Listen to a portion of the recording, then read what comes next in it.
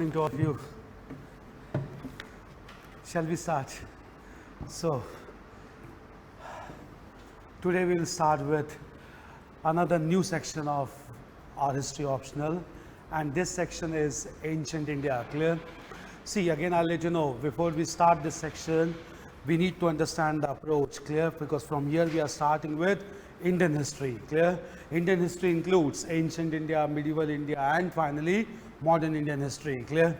Just understand from here, unlike world history that was quite straightforward in nature, Indian history will entail huge amount of interpretation, it will entail huge amount of diverse approaches, and therefore you need to understand historiography properly, because without proper historiography you cannot write solid answers or answers which is marked with conceptual background. Clear? So one thing that is very important from history is Indian history is perspectives, interpretation, approach, and opinion of scholars and historians do matter. Clear?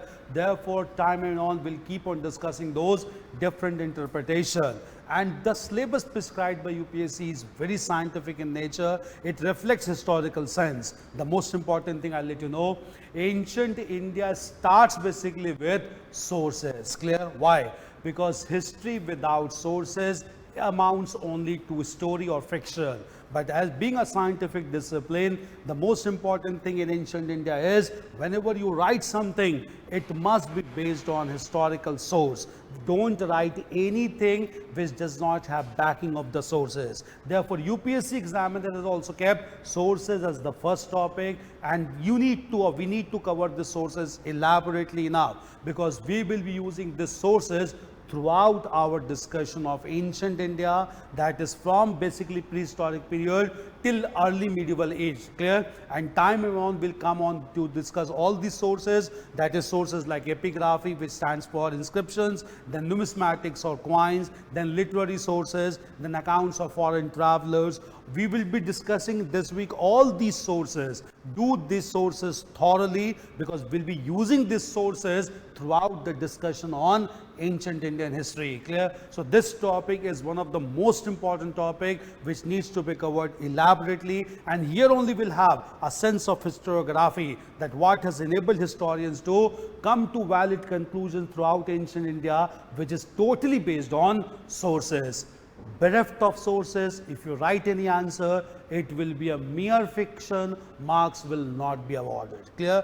Therefore, the most important topic in ancient India is the very first topic, that is sources. You need to understand sources elaborately, and take my words, it's not only that these sources are being asked only in optional, but more important thing, these days sources are important even for general studies also, because last year only there was the first question general studies discussed the accounts of Greek scholars or Chinese scholars who came to India in course of ancient India, even though that forms a part of culture, because Huayan, Yuan Sang, all of them who came to India, they commented about India's socio-economic condition. We need to understand that. Therefore, sources are important, and without sources anyway, history is bereft of scientific character, and we all believe this discipline to be of scientific nature. We need to understand sources. So the very first topic is very important. We need to understand it elaborately. Clear? Before we start with ancient India and sources, just understand, I'll let you know. Clear? The perspective that needs to be understood. Clear? How come Indian history began to be studied, or rather began to be researched? It is very important to be understood that even though Indians had certain sense of historiography in ancient India also, but history as a modern discipline began only with arrival of Europeans, or basically the British traders in India. When British began to arrive in India from the beginning of the 16th century, these British traders began to understand Indian culture, Indian history, and in order to understand this thing, they began to read manuscripts and literary sources available in India. And when they began to read this thing, the primary objective was to reconcile their rule or exploitative rule with the native population of India. For them, Indological studies or studies related to India became very important, and initiatives were taken by those British officers only. And when they began to discover sources all across India, they began to write their own version of history, and when they wrote the colonial version of history, it began to be countered in modern India by nationalist leaders of India. With the beginning of Indian national movement, one perspective is also important, that national leaders of India began to question the colonial version of Indian history, and they began to give their counter arguments. This further generated interest in Indian historiography, the most important role played by none other than national leader Sardar Vallabhbhai Patel, who gave a very prominent statement in course of Indian national movement that no nation can ignore its own history, and this, if any nation ignores its history, it will ignore only at its peril. Meaning thereby, a country cannot survive without knowing its past tradition, because with past traditions only we can learn what mistakes were committed, and then we can rectify and take a proper measure in coming time. That is the most important aspect or most important relevance of learning this discipline, that is history. How British started this course of historiography in India, we'll just understand. When British started to arrive in India, British scholars and officers began to move all across Indian territory, and that marked the beginning of exploration. So for first thing that they began to do is they began to explore the available historical materials all across Indian territory, and when they also began to realize that there is time to even excavate the surfaces of the earth to unearth some important historical artifacts and materials. With this objective, the first major step taken towards Indian historiography was in form of the establishment of an institution known as the Archaeological Survey of India in 1861 by a very prominent British officer, Alexander Cunningham. When he established Archaeological Survey of India in 1861, institutional support began to be given to historical exploration and excavation. Here it became much more important just because 4 years back only, a mighty revolt took place in northern and central part of India, and British realized if they don't understand about Indian history and culture, they cannot reconcile the people of India to British rule. It became very important for them to promote institutional support to historical exploration excavation, and that resulted into establishment of ASI or Archaeological Survey of India in 1861.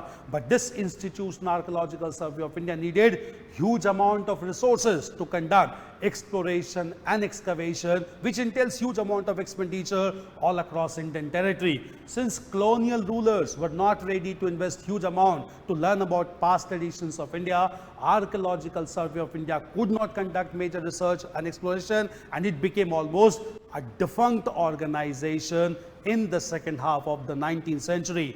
But by the beginning of 20th century, when national movement started to pick up very fast, a British officer decided to re-establish Archaeological Survey of India with huge financial support, and this officer was Sir John Marshall, who re-established Archaeological Survey of India in 1902. And under the pressure of national leaders of India, this institution began to explore and excavate important locations in India. And while this exploration and excavation was going on, at this time only, British officers discovered a very prominent urban remains of a city on banks of River Ravi in 1921, which was termed as the city of Harappa. And when this city of Harappa was excavated at this point of time, a huge world of culture, Indian culture and civilization began to be witnessed. And at this point of time, Indians began to take pride in the past traditions of India, as they also had a very developed culture and civilization in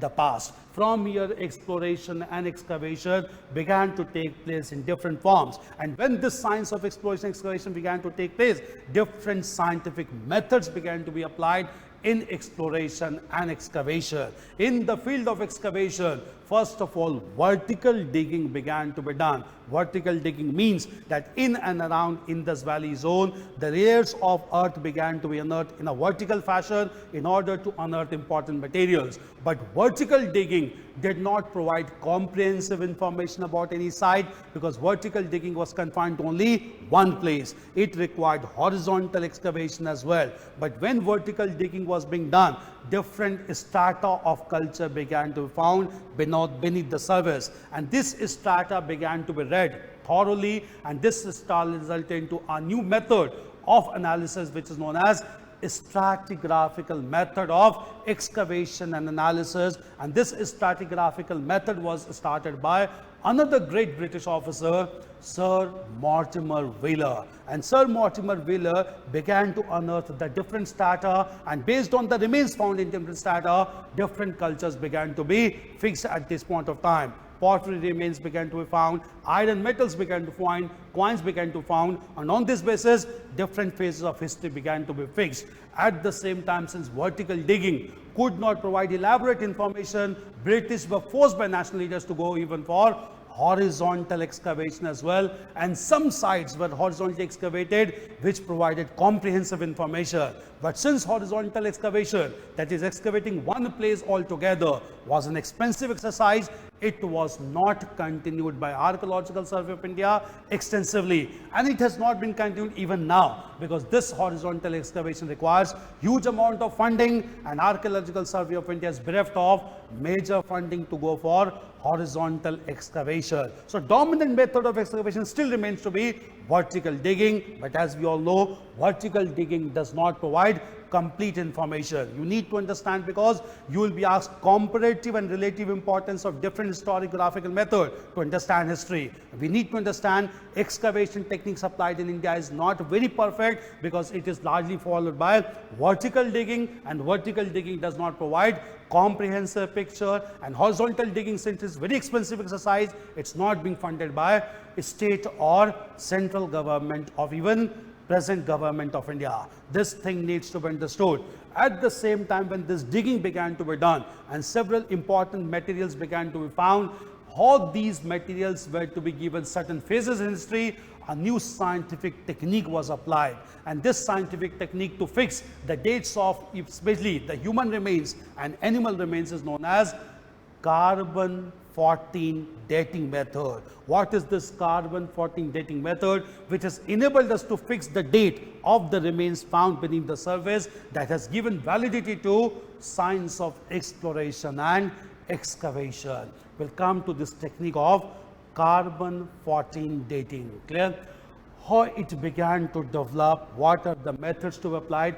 Understand this topic in terms of relative importance, because compare and contrast is asked among multiple sources. Is it fine? First of all, clear? Write heading as, write ancient India. Write heading as ancient India.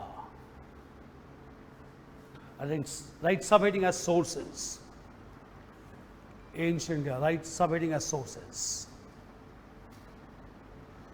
Clear? Right. History as a discipline. History as a discipline.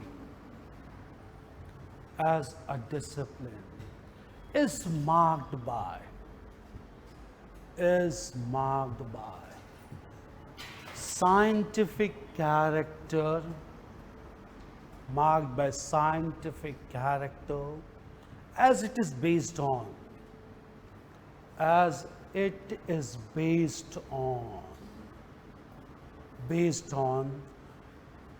evidences and sources, based on evidences or sources. Clear?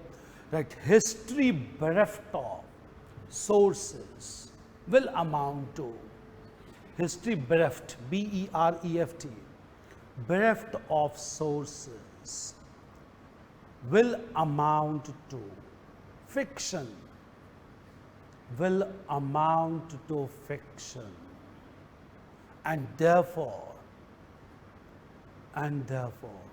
sources are to be taken.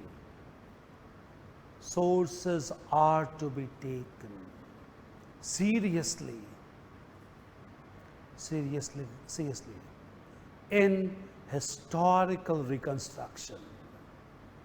In historical reconstruction. Reconstruction, clear? Right. The research in historiography, the research in historiography began with arrival of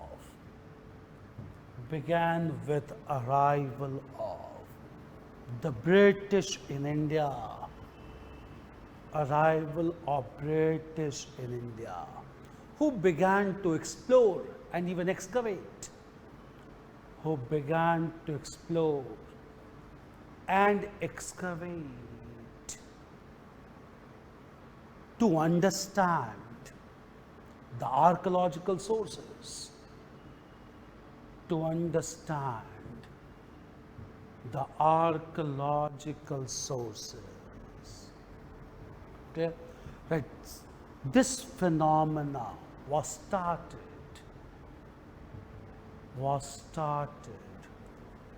to comprehend India's culture and tradition, to comprehend India's culture and traditions, so as to reconcile the people of India, so as to reconcile the people of India to the British rule, to the British rule.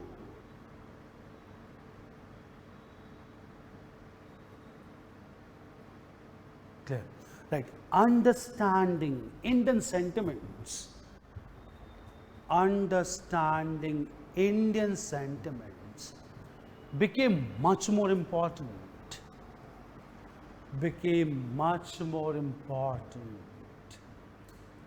on account of the mighty revolt of 1857,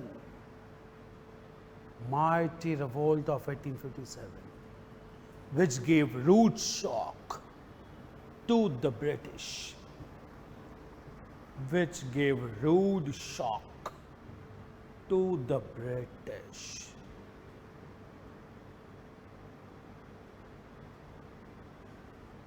Like consequently,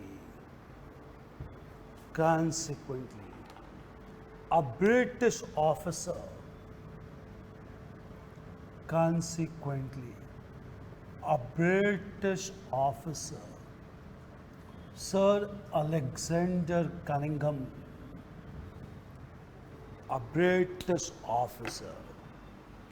Sir Alexander Cunningham established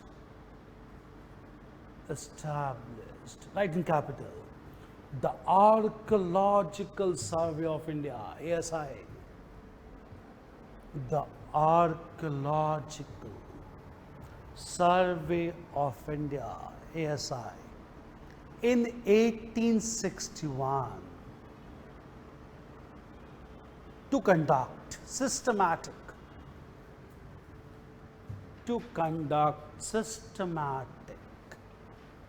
exploration and excavation,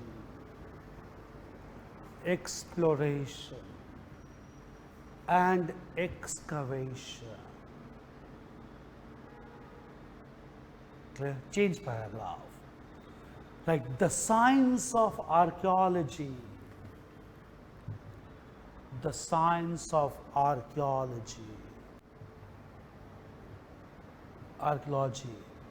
including different methods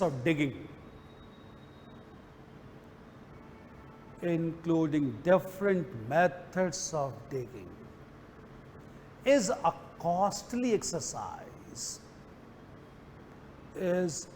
costly exercise. Clear? Right. The colonial government, next sentence.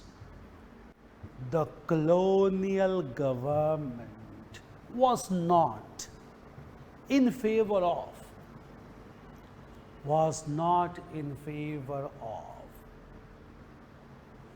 favor of huge investment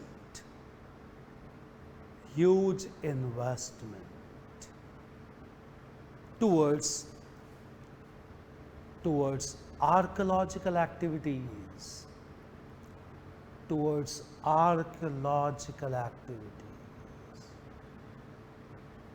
Clear? Right. Therefore,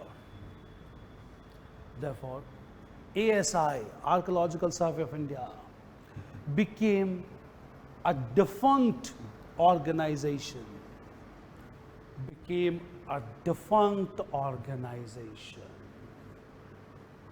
by the end of the 19th century.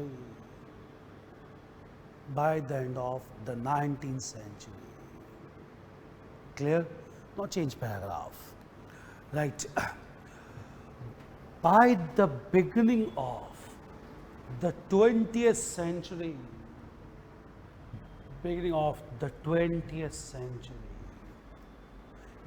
Indian national movement began to gain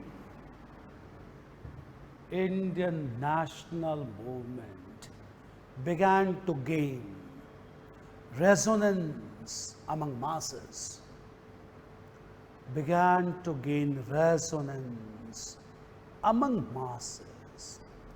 and national leaders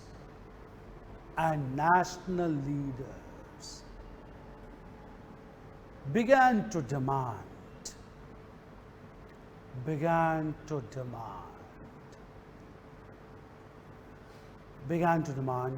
support for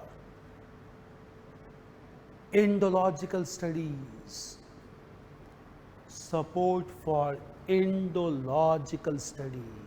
studies related to India, Indological studies. Clear?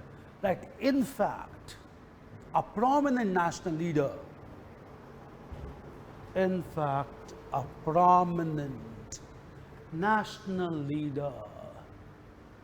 Sardar Vallabhbhai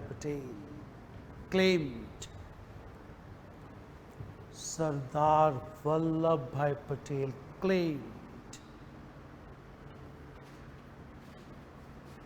claimed that any nation can ignore its history,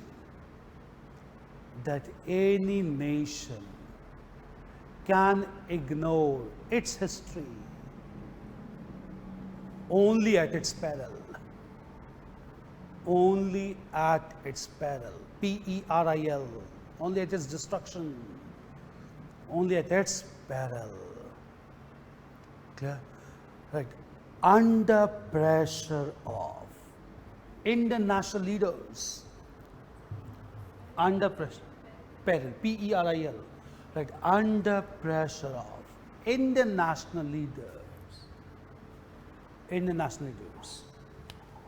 a British officer,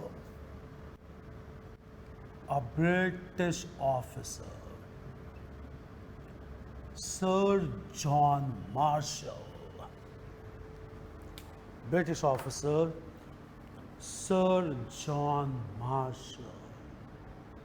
re-established the Archaeological Survey of India, ASI, re-established ASI in 1902.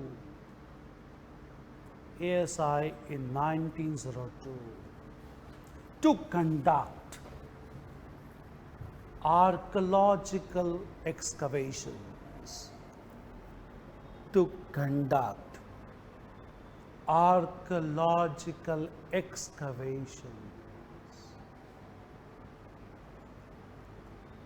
Change paragraph now. Right, with institutional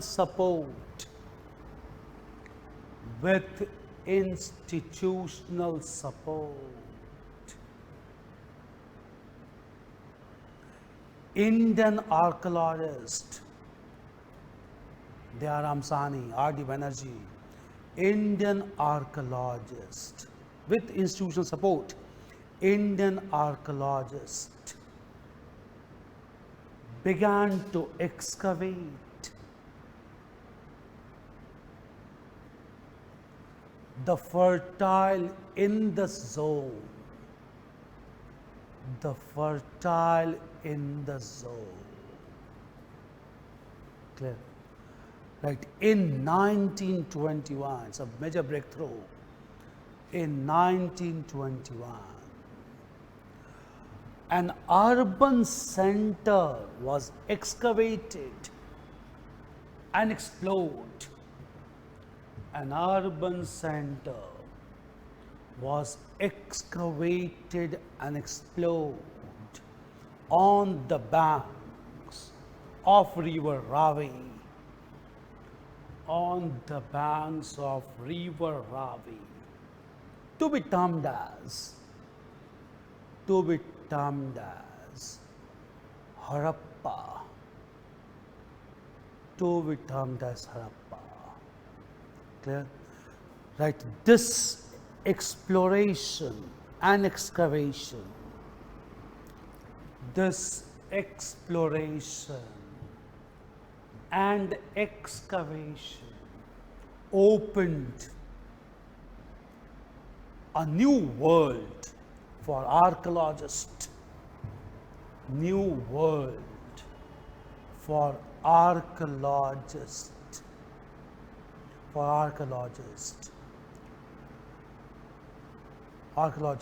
that resulted into the discovery of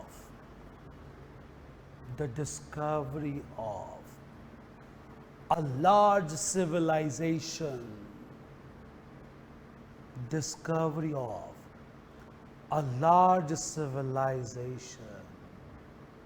which flourished during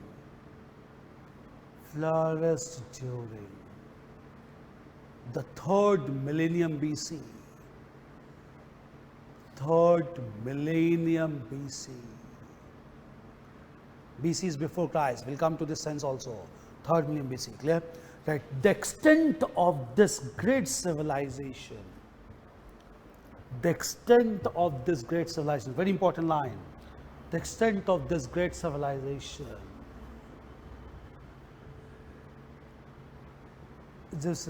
is still not fixed. As excavations are bringing new sites,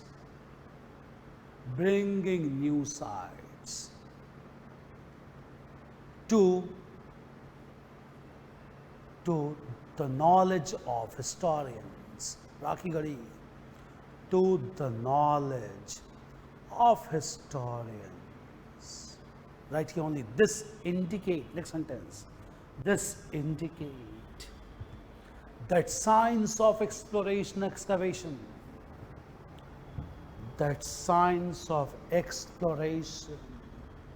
and excavation needs to be supported and financed,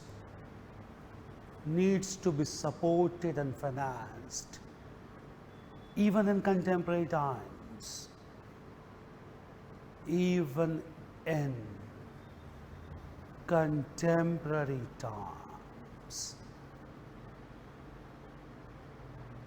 Clear? Change paragraph. Clear? Right. The science of excavation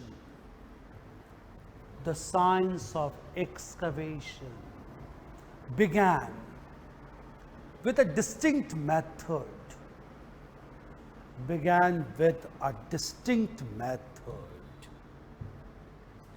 of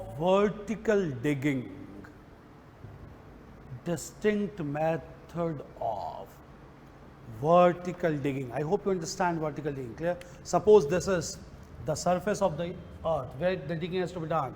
Vertical digging means one place is identified and here the digging is done in this way. In this you will have information about only this region.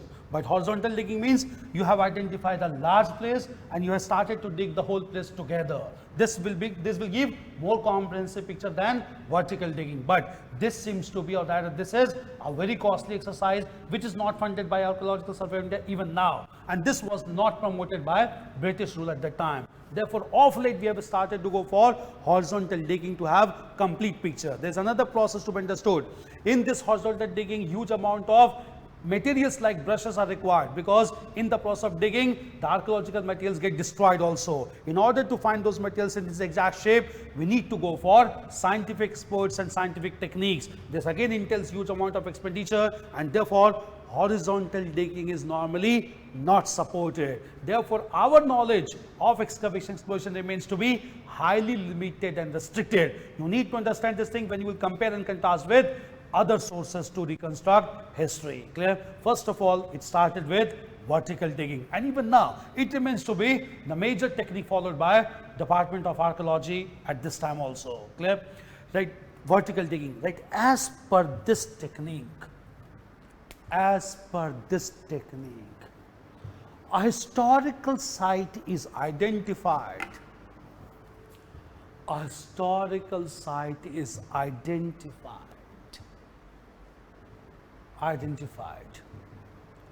and limited area is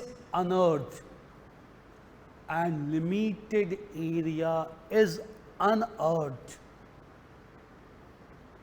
to collect archaeological remains. Relative importance has to be there. Clear? Right? It must be understood.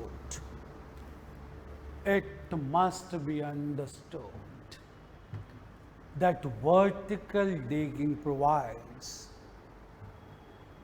only limited information.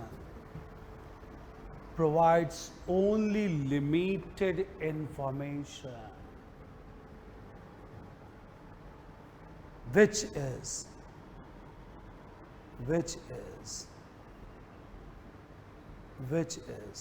a great limitation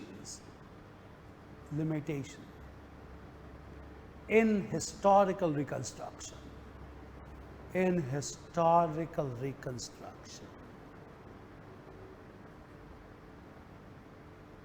Clear? Change paragraph. That the second method followed by archaeologists is horizontal excavation, whereby the explored historical site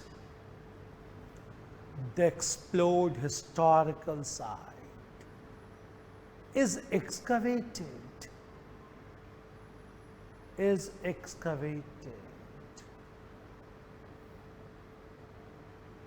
en masse, ENMASSE, collectively, is excavated en masse. In situ is excavated en masse. Clear? ENMASSE. En masse means collectively. In situ means taking the whole thing as a lot.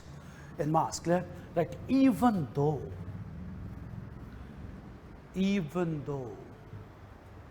it provides comprehensive information,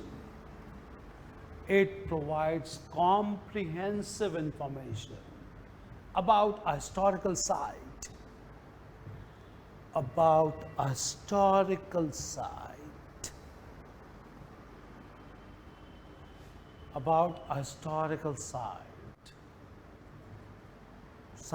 it is not pursued due to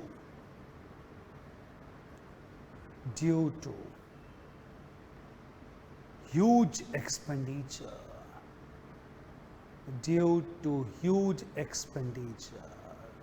Clear? Expenditure, right? Therefore, Exploration and excavations. Exploration and excavations provides limited information. Provides limited information that needs to be corroborated. This historical sense that needs to be corroborated with other historical sources. With other historical sources to arrive at valid conclusion. To arrive at valid conclusion. Conclusion. Clear? Change paragraph. Right. The science of exploration and excavation. The science of exploration and excavation is based on a prominent scientific technique,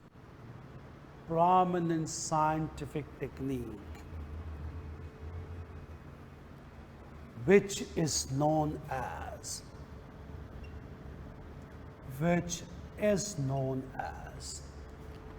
carbon-14 dating, which is known as carbon-14 dating.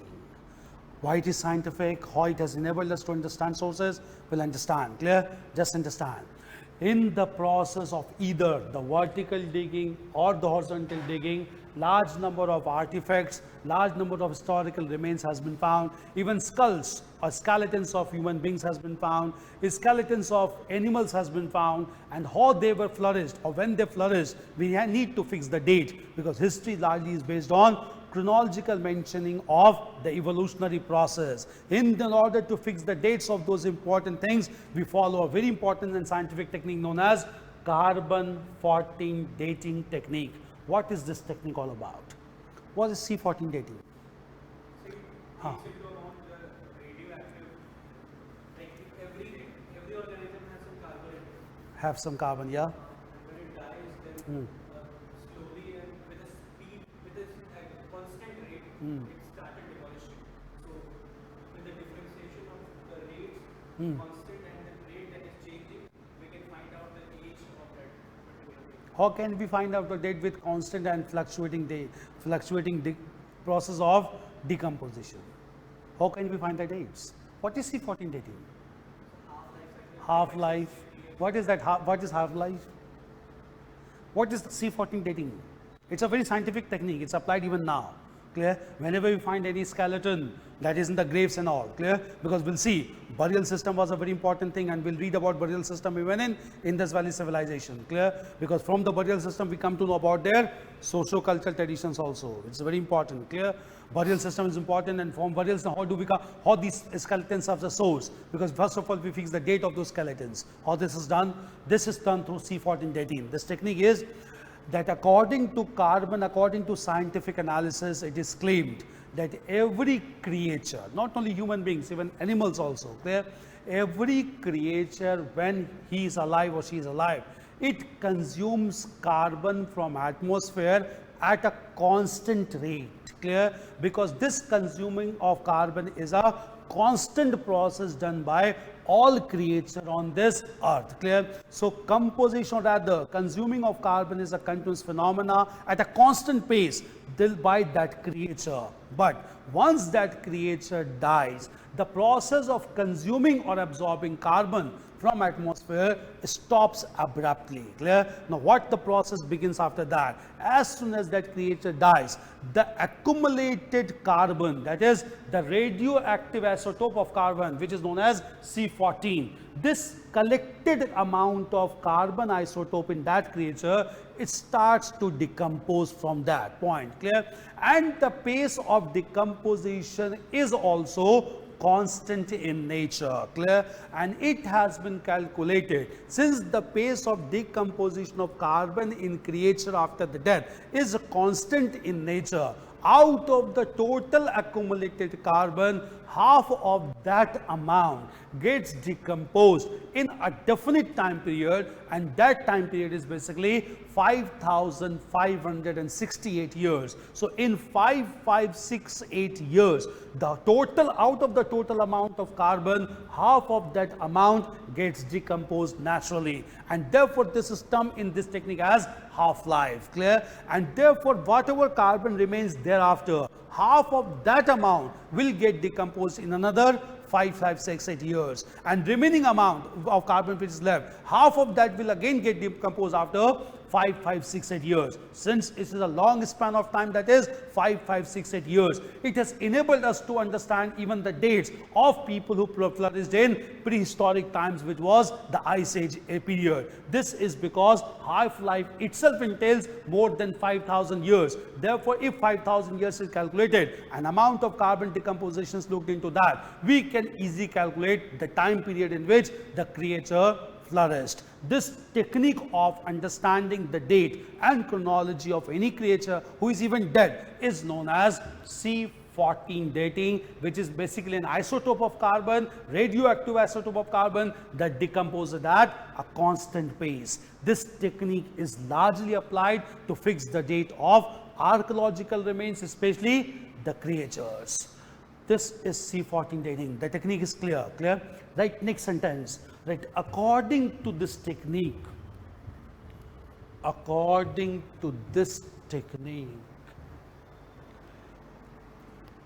all creature consumes carbon from atmosphere. All creature consumes carbon from atmosphere at a constant pace. At a constant pace. Clear? Right. With death of the creature,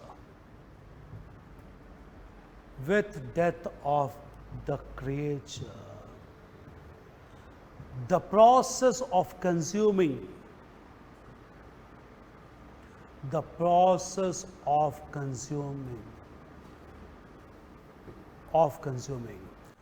radioactive isotope of carbon, the process of consuming the radioactive isotope of carbon, C14, stops immediately.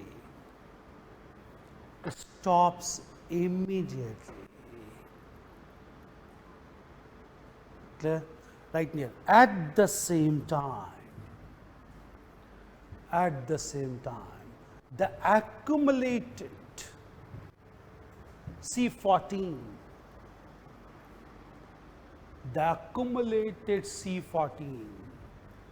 it starts to decompose.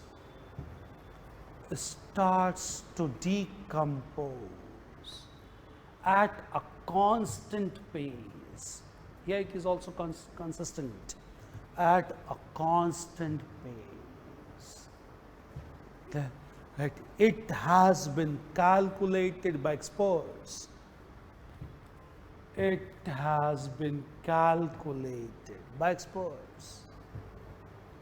That half of the accumulated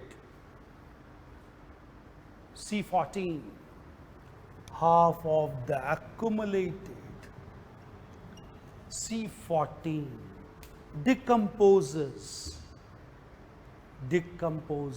in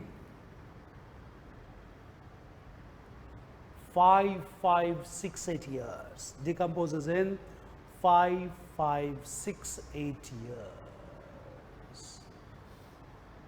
Right, this is termed as the half-life.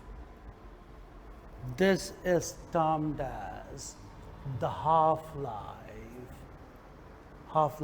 and it can be used to ascertain,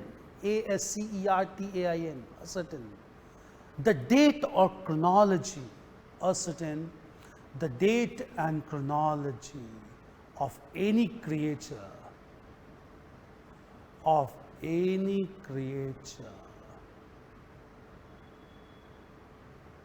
in multiples of half-life. In multiples of half-life. We can go on multiplying. Multiples of half-life. Clear? This technique is clear, right? The carbon-14 dating technique. The carbon-14 dating technique has enabled historians and archaeologists, has enabled historians and archaeologists to study the evolution of,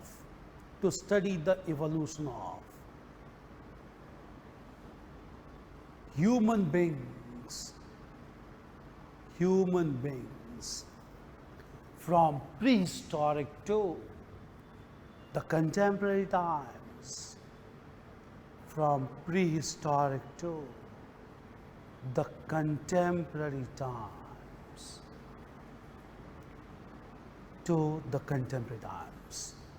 Clear? Change paragraph. Right. The science of exploration and excavation. Exploration and excavation. Excavation was the beginning of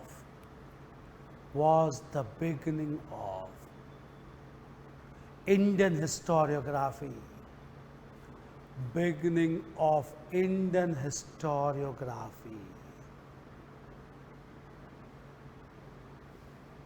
which provides primary sources,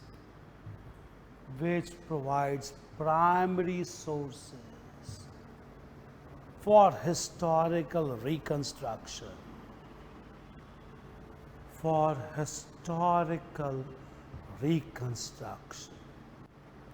Right. However, due to serious limitations,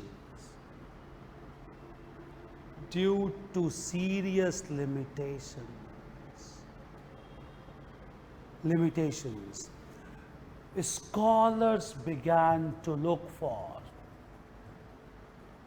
other sources,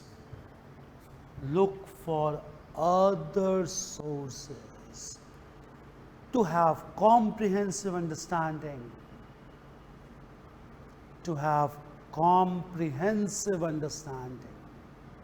about the past.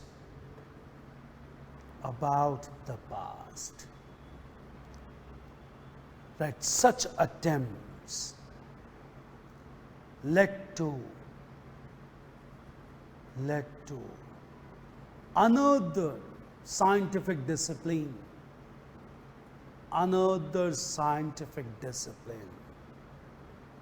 known as epigraphy, E-P-I-G-R-A-P-H-Y, known as epigraphy. Clear? Right. The science of epigraphy means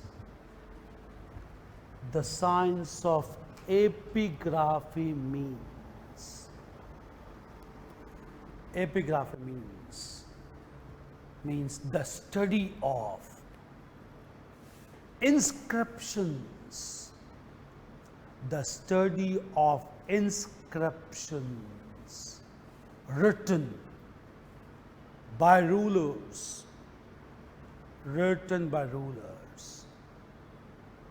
and the court poets,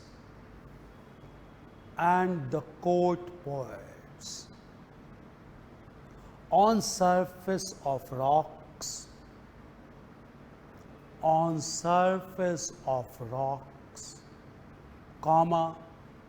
pillars,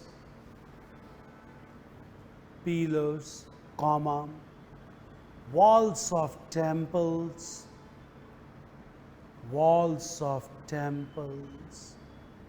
and even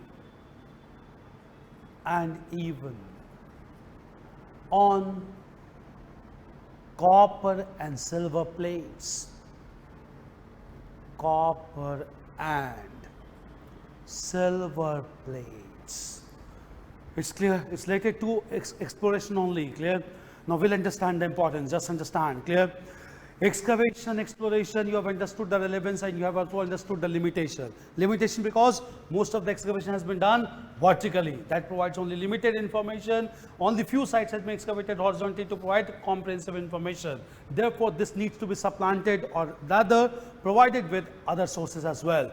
And another major source, which is the source, is importantly in form of inscriptions found all across Indian territory, and we'll see inscriptions are the most relevant source because that has remained to be unaltered from historical times till contemporary date, and therefore we'll see inscriptions according to scholars are termed as the lifeblood of history. Without inscriptions, historical reconstruction proves to be a tough exercise. Therefore, in contrast to exploration excavation, the most important technique that was developed was to study the inscriptions written by rulers right from ancient times. We'll just understand how it began. Clear?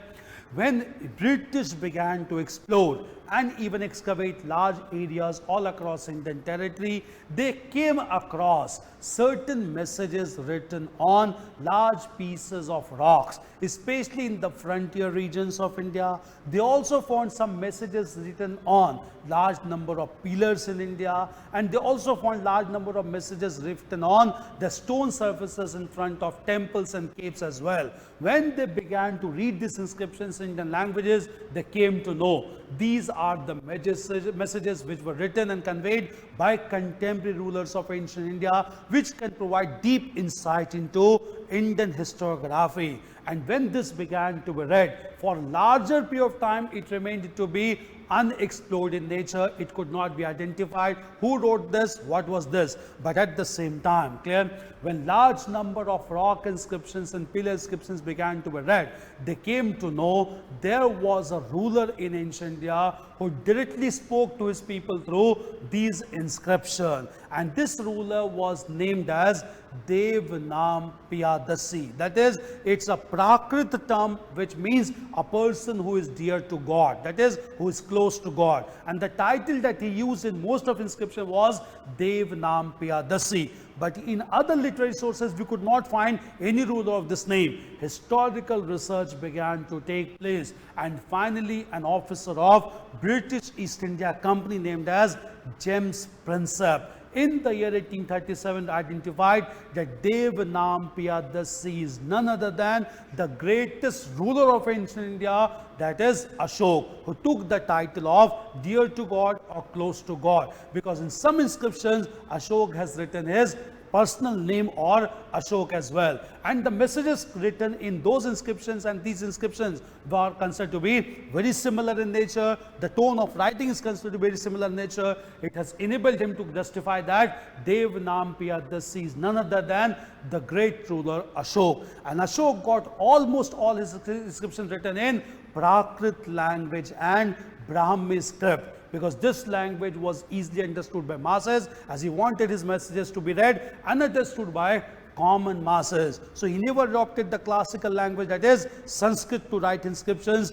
He got all his inscriptions written in Prakrit language and Brahmi script, except some inscriptions in the extreme northwestern part of India, which was written in Iranian script known as the Aramaic script and Kharoshthi script, and the language being known as the Aramaic language. But in larger parts of Indian territory, these inscriptions has written in Brahmi script, which has been read and understood clearly to understand how Ashok was able to establish a large empire, which he was able to sustain through a new doctrine that he gave, and this doctrine known as Ashokan Dham. It opened a new chapter altogether in ancient India to understand about the greatness of Ashok, who ruled in 3rd century BC. He became the first person to directly talk to his people with his inscription. This became a very important source to reconstruct Mauryan history of ancient India. But after this, large number of other inscriptions began to be excavated in course of time. Those inscriptions also began to be understood in order to understand comprehensive information about ancient Indian history. This was a major breakthrough in historical research in India. We'll talk about Ashoka inscriptions. Clear? Right, next paragraph. Right, the science of epigraphy assumed, the science of epigraphy assumed huge amount of significance, assumed huge amount of significance in Indian historiography, in Indian historiography, due to large number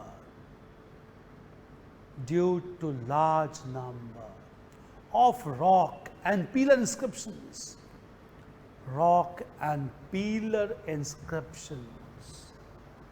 found in different parts of India,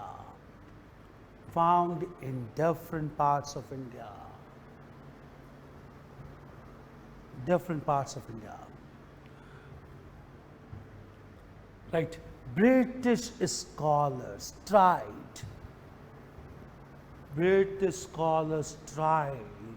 to read these inscriptions,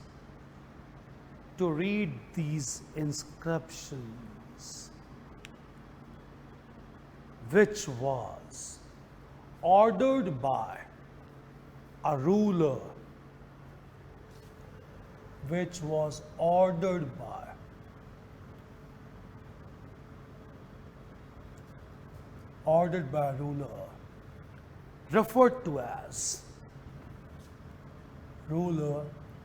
referred to as Devanam Piyadasi,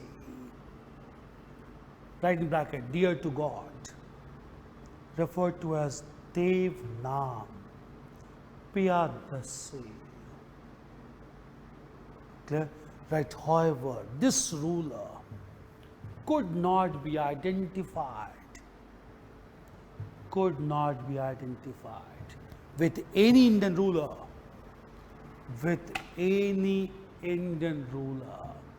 that created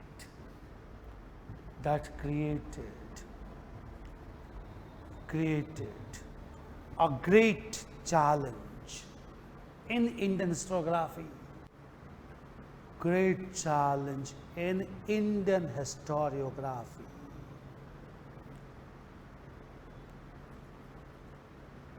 Right, this mystery was resolved.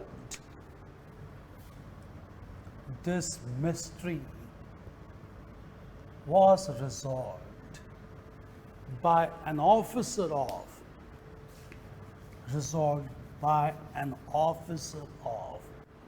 British East India Company,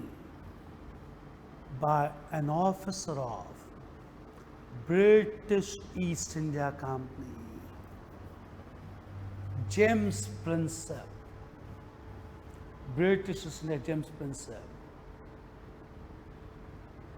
who argued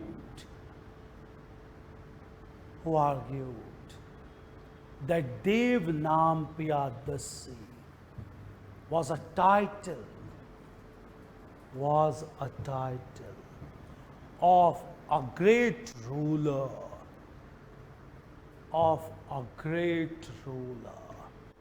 Ashok.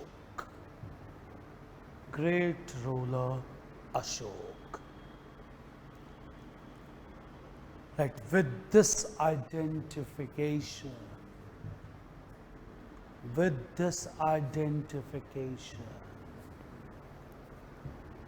the greatness of Ashok began to be realized.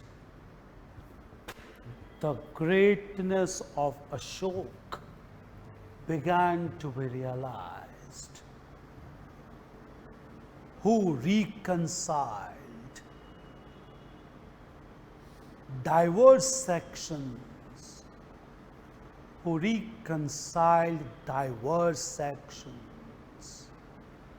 through the principle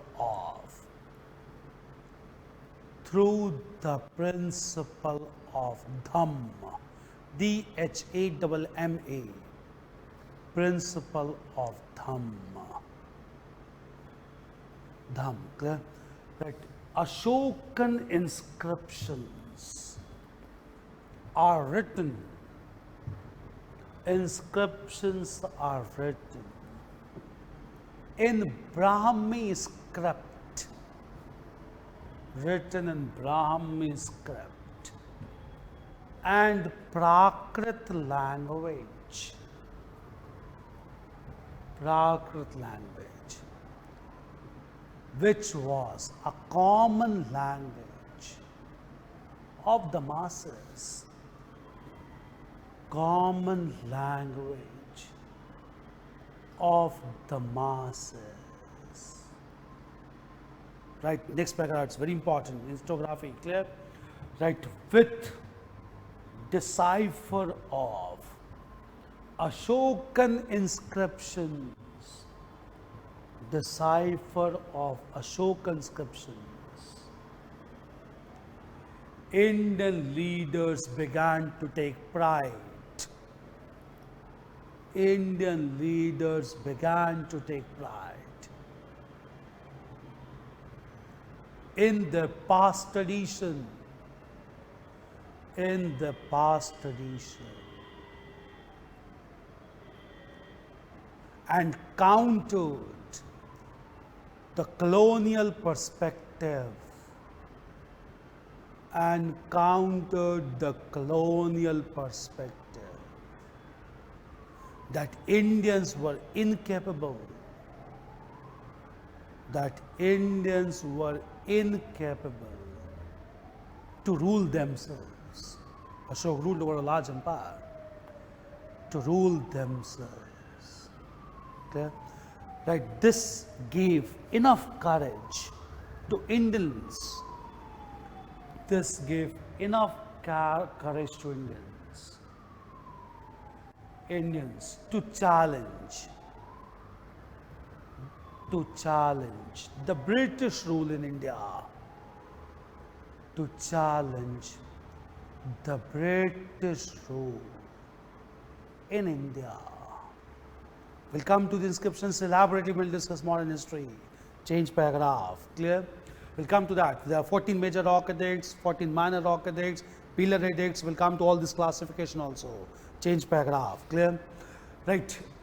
In the science of epigraphy, in the science of epigraphy, another major contribution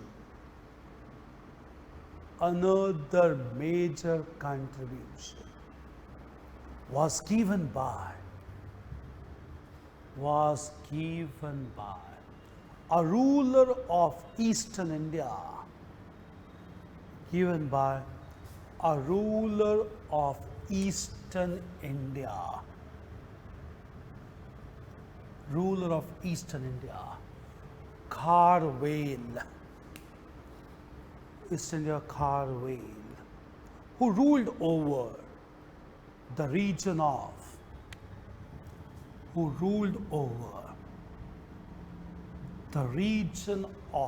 Kaling, modern Odisha, ruled over the region of Kaling, modern Odisha,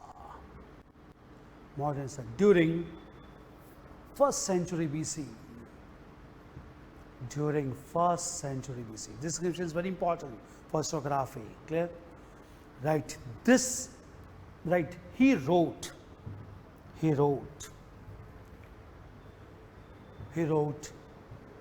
an inscription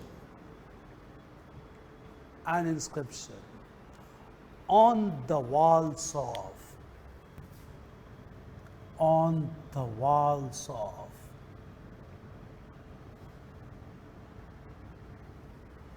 of Hathi Gumpha cave, walls of Hathi Gumpha cave,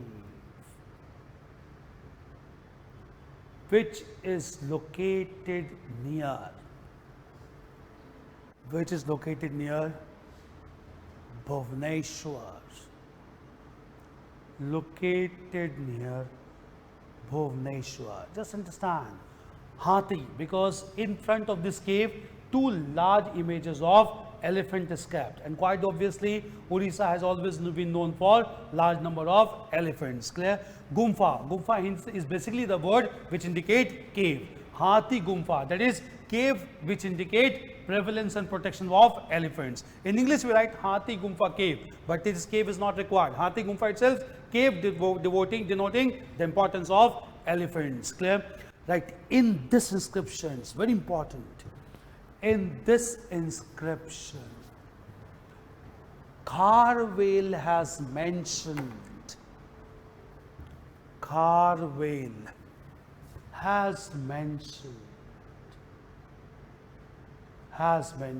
his reign, R-E-I-G-N, his reign of 13 years, 13 years, in perfect chronological order. It indicates historical sense.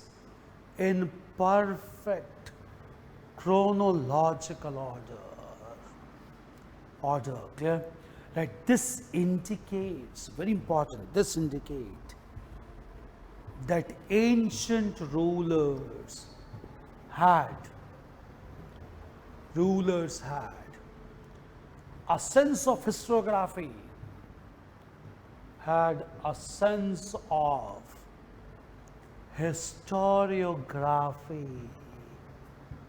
historiography, whereby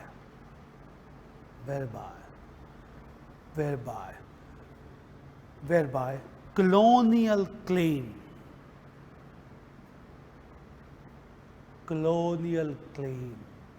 that Indians lacked historical sense,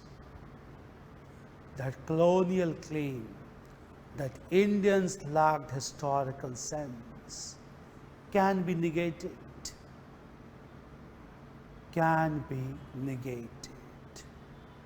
Clear? Change paragraph. Right. In the field of epigraphy,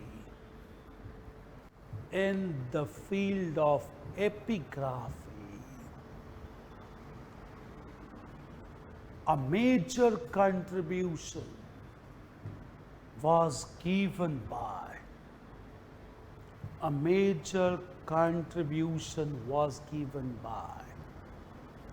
a foreign ruler,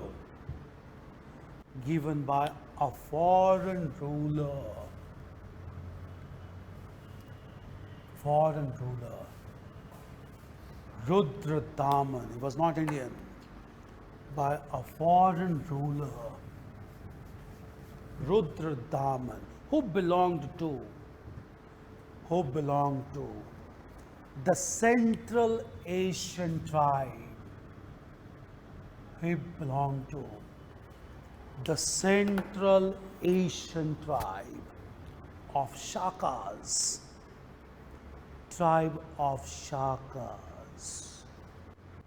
Clear? Right. Rudradaman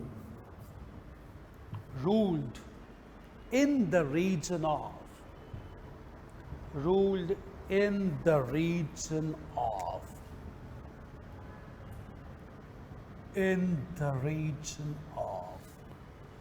Kathiawar, South Gujarat, in the region of Kathiawar,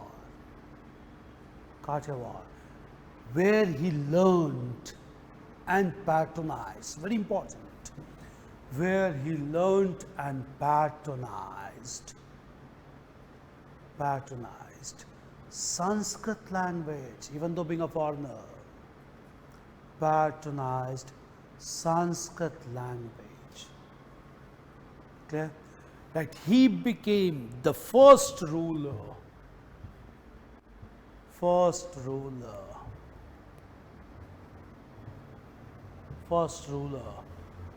to write an inscription in Sanskrit.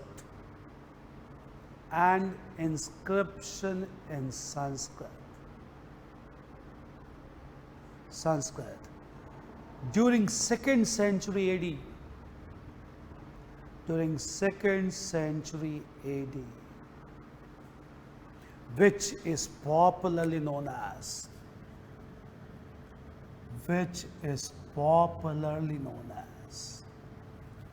Takht-e-Bahi inscription, popularly known as Takht-e-Bahi inscription. Right here again another distinctive feature. Clear? Right. Another distinctive feature of this inscription,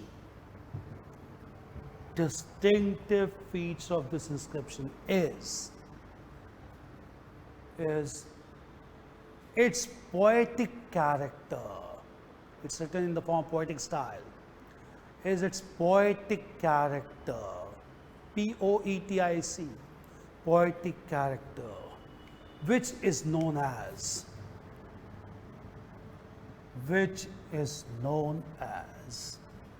the Kavya style. We use the word Sanskrit word for poems, that is Kavya, which is known as the Kavya style. Right here only, the content is also important. Right, in this inscription,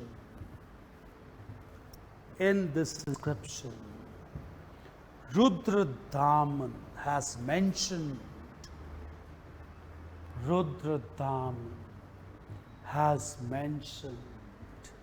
that he repaired,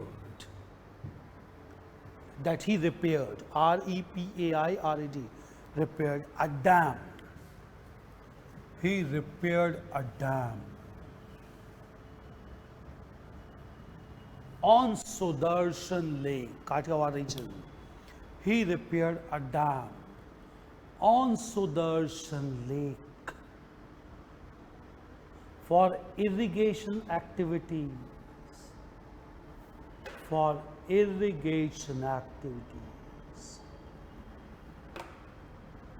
Okay, right. This indicates the progressive rule.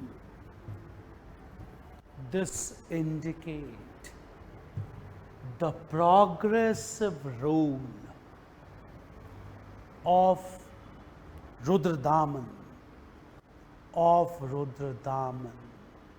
who got completely Indianized.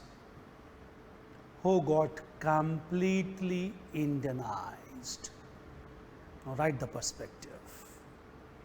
Indianized. Clear? Change paragraph. Right. This inscription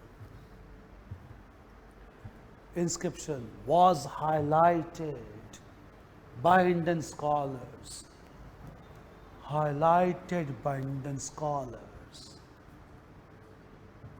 That Indian culture assimilated large number of foreigners,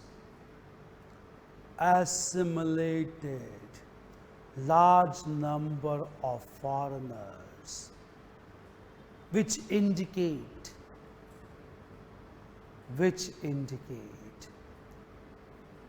tolerant attitude,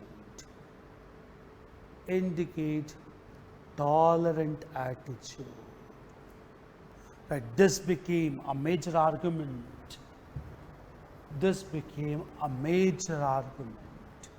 To criticize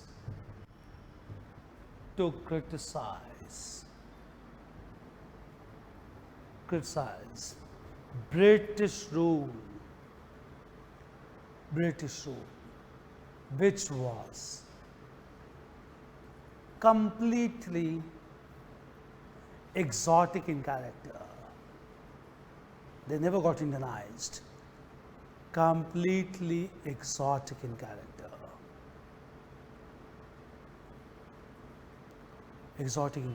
Clear? So one is peaceful principle of Dhamma given by Ashok. Another is inscription written by Rudradam that indicate secular activities like promotion of agriculture.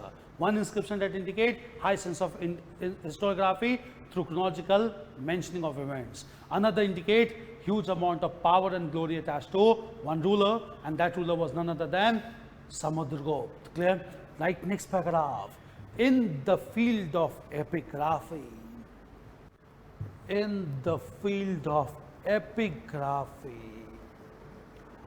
a notable contribution was given by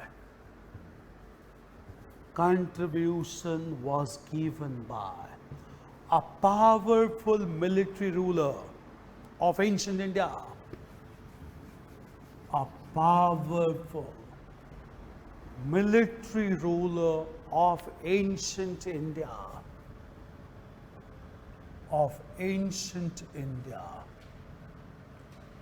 Samudragupta.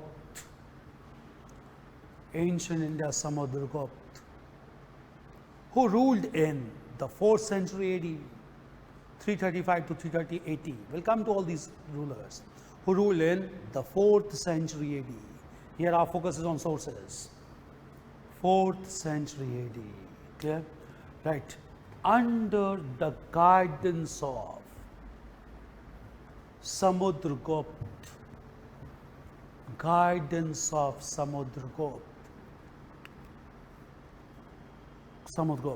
his court poet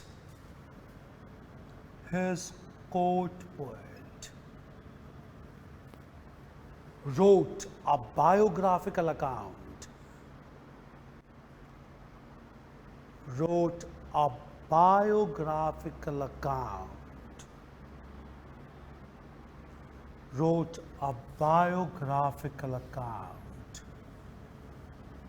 or prashasti.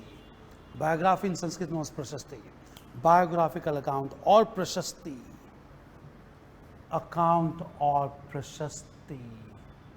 To glorify him. Right, this rock inscription is located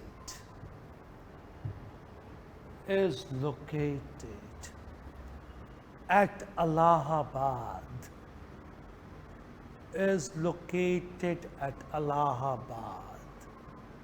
which is popularly known as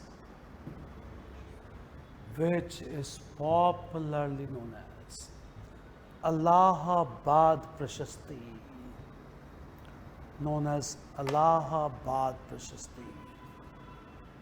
Understand what very important aspect of Indian culture here.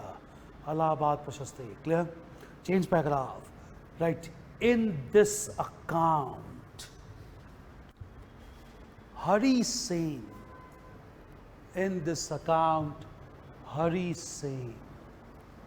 has written 33 lines.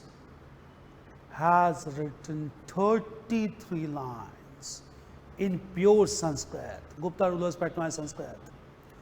In pure Sanskrit, to highlight the military achievements of his patron.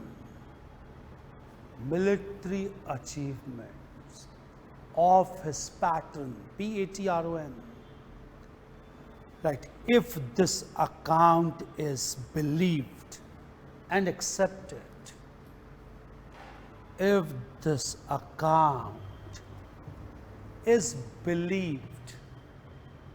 accepted, it seems that Samudragupta never faced any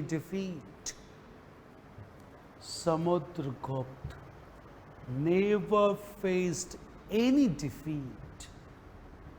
Throughout his military career.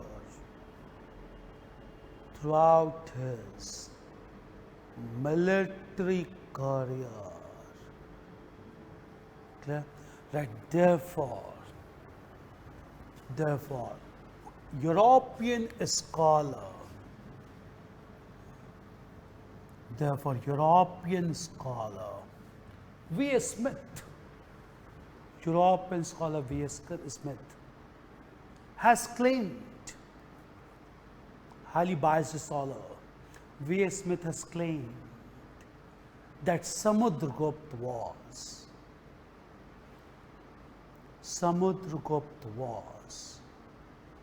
right within inverted comma, Napoleon of India. Napoleon of India. Close inverted comma. Right. However, this claim is refuted.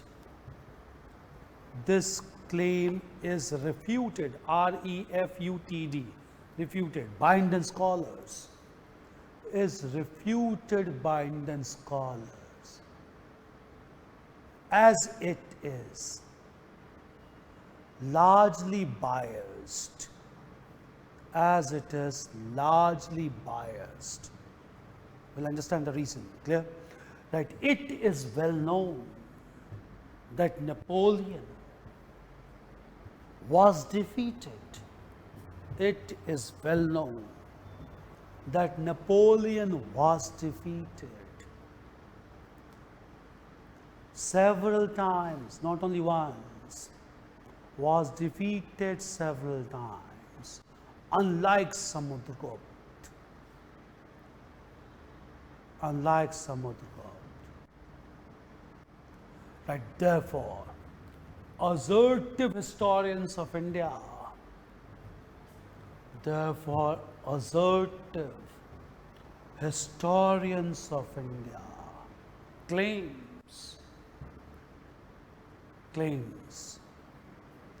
that Napoleon should be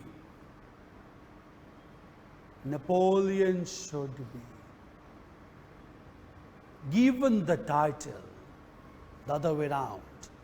Napoleon should be given the title of, right with the middle comma, Samudragupta of Europe. Napoleon should be given the title of Samudragupta of Europe. That will be much more justifiable. Samudragupta of Europe. See, these perspectives are very important. We are right now asserting ourselves very strongly. We need to understand all biased versions needs to be changed. Clear? So, Samudragupta of Europe. Clear? Change paragraph. Right. The Allahabad Prashasti is important for another reason. Is important for another reason, as it indicates the character of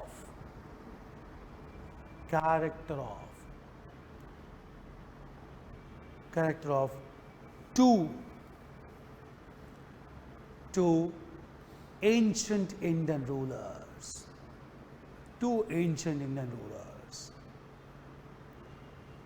Right, on the one side of the rock,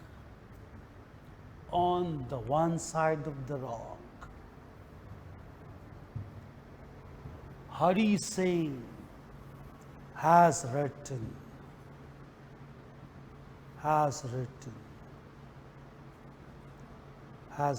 Sanskrit inscription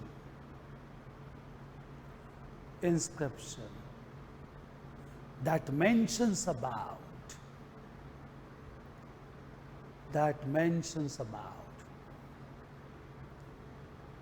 violent approach and continuous warfare. Violent approach and continuous warfare of Samudragupta.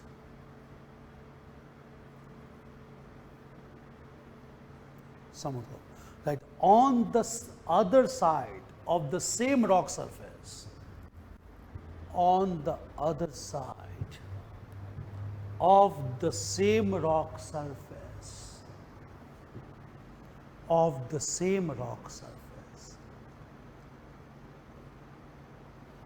non-violent principles of Dham On the one side, there's extreme violence. On the other side, there's extreme non-violence. Non-violent principles of Dham, propagated by Ashok, is written in Prakrit language,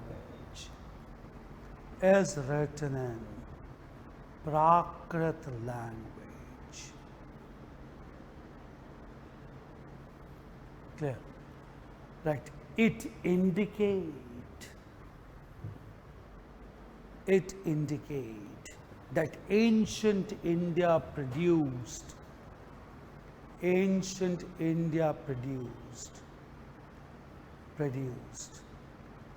powerful military rulers,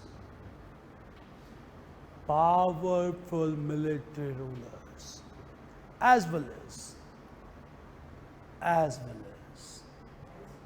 as great peaceful rulers,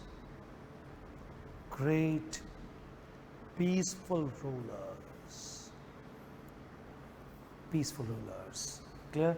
Change paragraph. Right. In the science of epigraphy,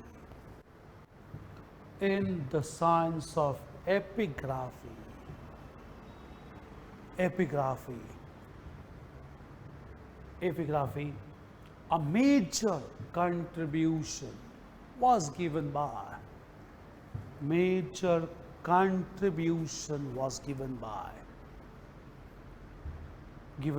a South Indian ruler,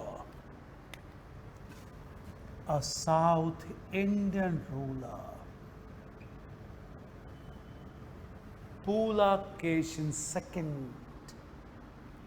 South Indian ruler, Pulakeshin II, who belonged to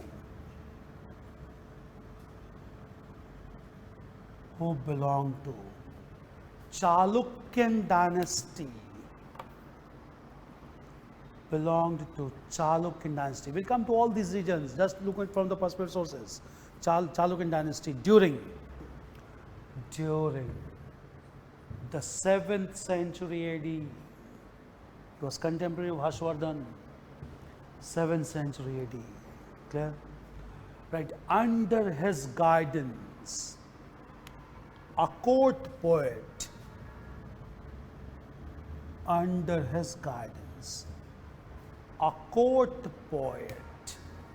Ravikriti,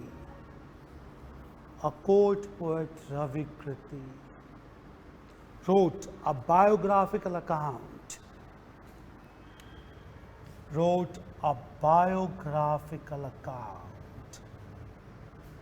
in an inscription at Ayur, modern Karnataka,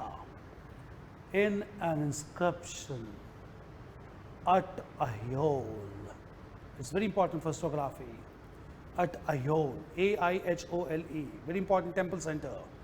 Right, in this inscription, Ravikriti has clearly mentioned,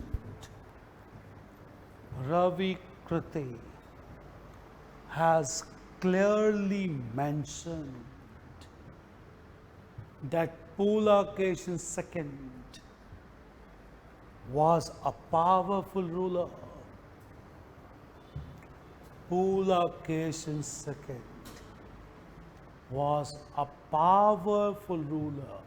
even defeated the ruler of North India,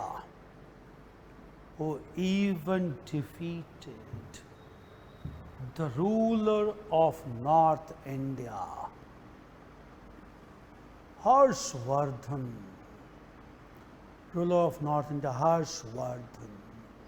on the banks of river Narmada.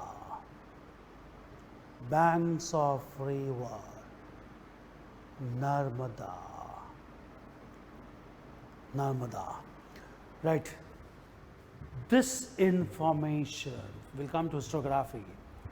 This information is taken seriously is taken seriously to counter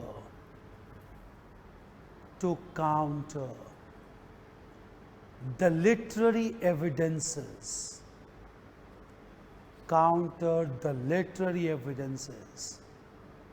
of Chinese scholar,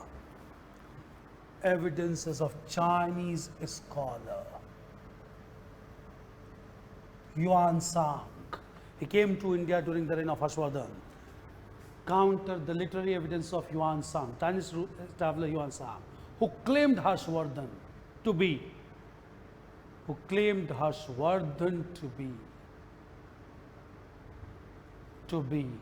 a powerful ruler. It can be negated because he himself was defeated by Pulakeshin II. Right. Moreover, because compare and contrast is asked, moreover, court poet of Harshvardhan,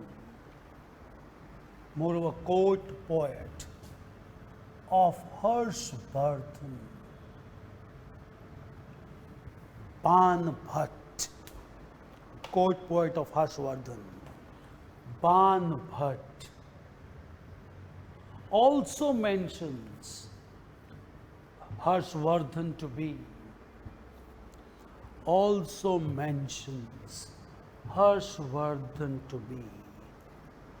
a powerful ruler,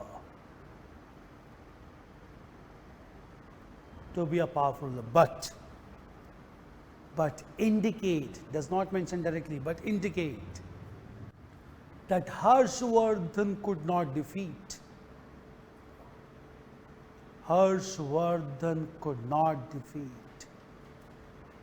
Pulakeshin II. So there's a difference. Could not defeat and get defeated are two different things. He mentions that Harshvardhan could not defeat, but he doesn't write that Harshvardhan was defeated. Clear? The way of patronizing the ruler. Clear? Could not defeat Pulakeshin II. Right? This makes it amply clear.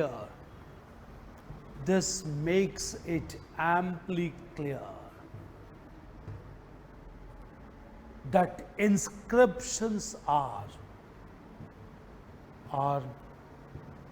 more reliable source of Indian historiography,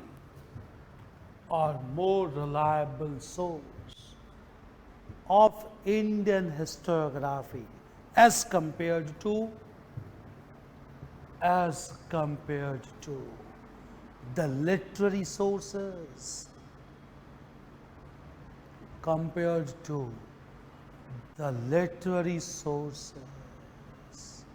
Clear? Right. Beside, inscriptions remains to be unaltered.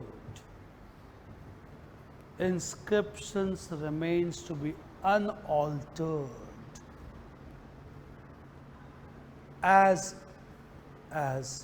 it was written on solid surface.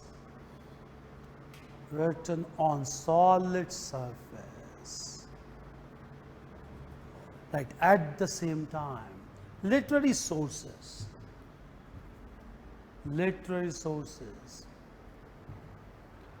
can easily be changed.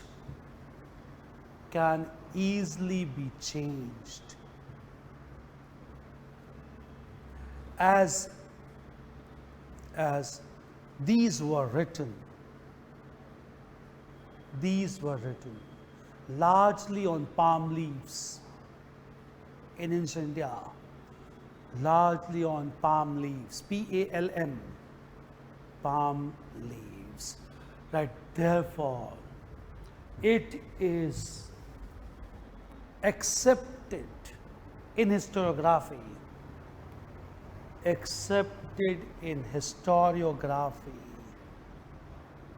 that inscriptions are the lifeblood of history.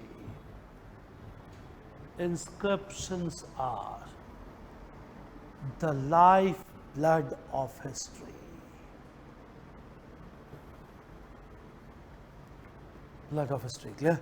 See, compare and contrast, you have to understand which source is the most important, and in order of that, we'll have to draw the precedence. Right now, we'll go according to syllabus, but in the last, we'll say which is the most important source, inscription being the most important one. Then we come to the limitations of other sources. We don't have any limitations with respect to inscriptions because they provide objective account of the rulers of ancient India and their policies that remains to be unaltered till contemporary times. Clear?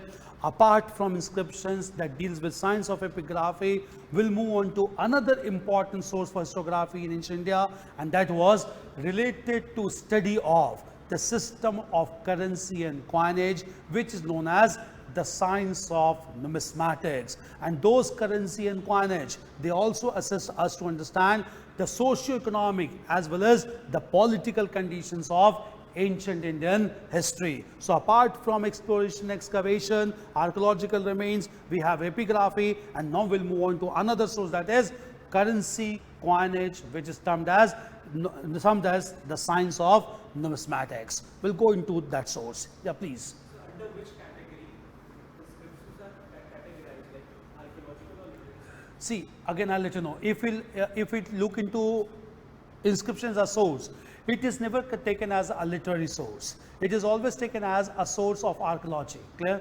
Because branch of archaeology. Why? Because through exploration, excavation also only we came to know about these things. Why? Right now we are talking about those rock surfaces which were lying beneath the ground. But at the same time, some rock surfaces have also been digged from the ground also, whereby certain inscriptions were written. Clear? Not only this, there are certain copper plates which we have talked about, basically that deals with land charters, clear, but that are not taken as important source. Those copper plates were not found above the surface. When digging exploration was going on, those copper plates were unearthed, and therefore they come under archaeology. We don't take as a literary source. Why? Because literary sources are basically concerned with religious sources in India, clear, and most of the time they were written for only spiritual and material upliftment, not for any other text. So if you classify our inscriptions or epigraphy, it will come out as a branch of exploration and excavation, not under literary sources. Literary sources we have a totally different thing, clear? And literary sources are further classified. We classified largely into religious category, then secular category, and then even in other category like regional languages also, clear? But these are not to be taken under, inscriptions are not to be taken under literary sources. If it is to be taken anyway, it has to be taken under science of archaeology and exploration, clear? This is clear, first of all, clear? Now we'll come to another important discipline, that is science of numismatics. Anything to be asked. See, comparative analysis has to be done. Look into the sources very clearly. You get questions on sources every year.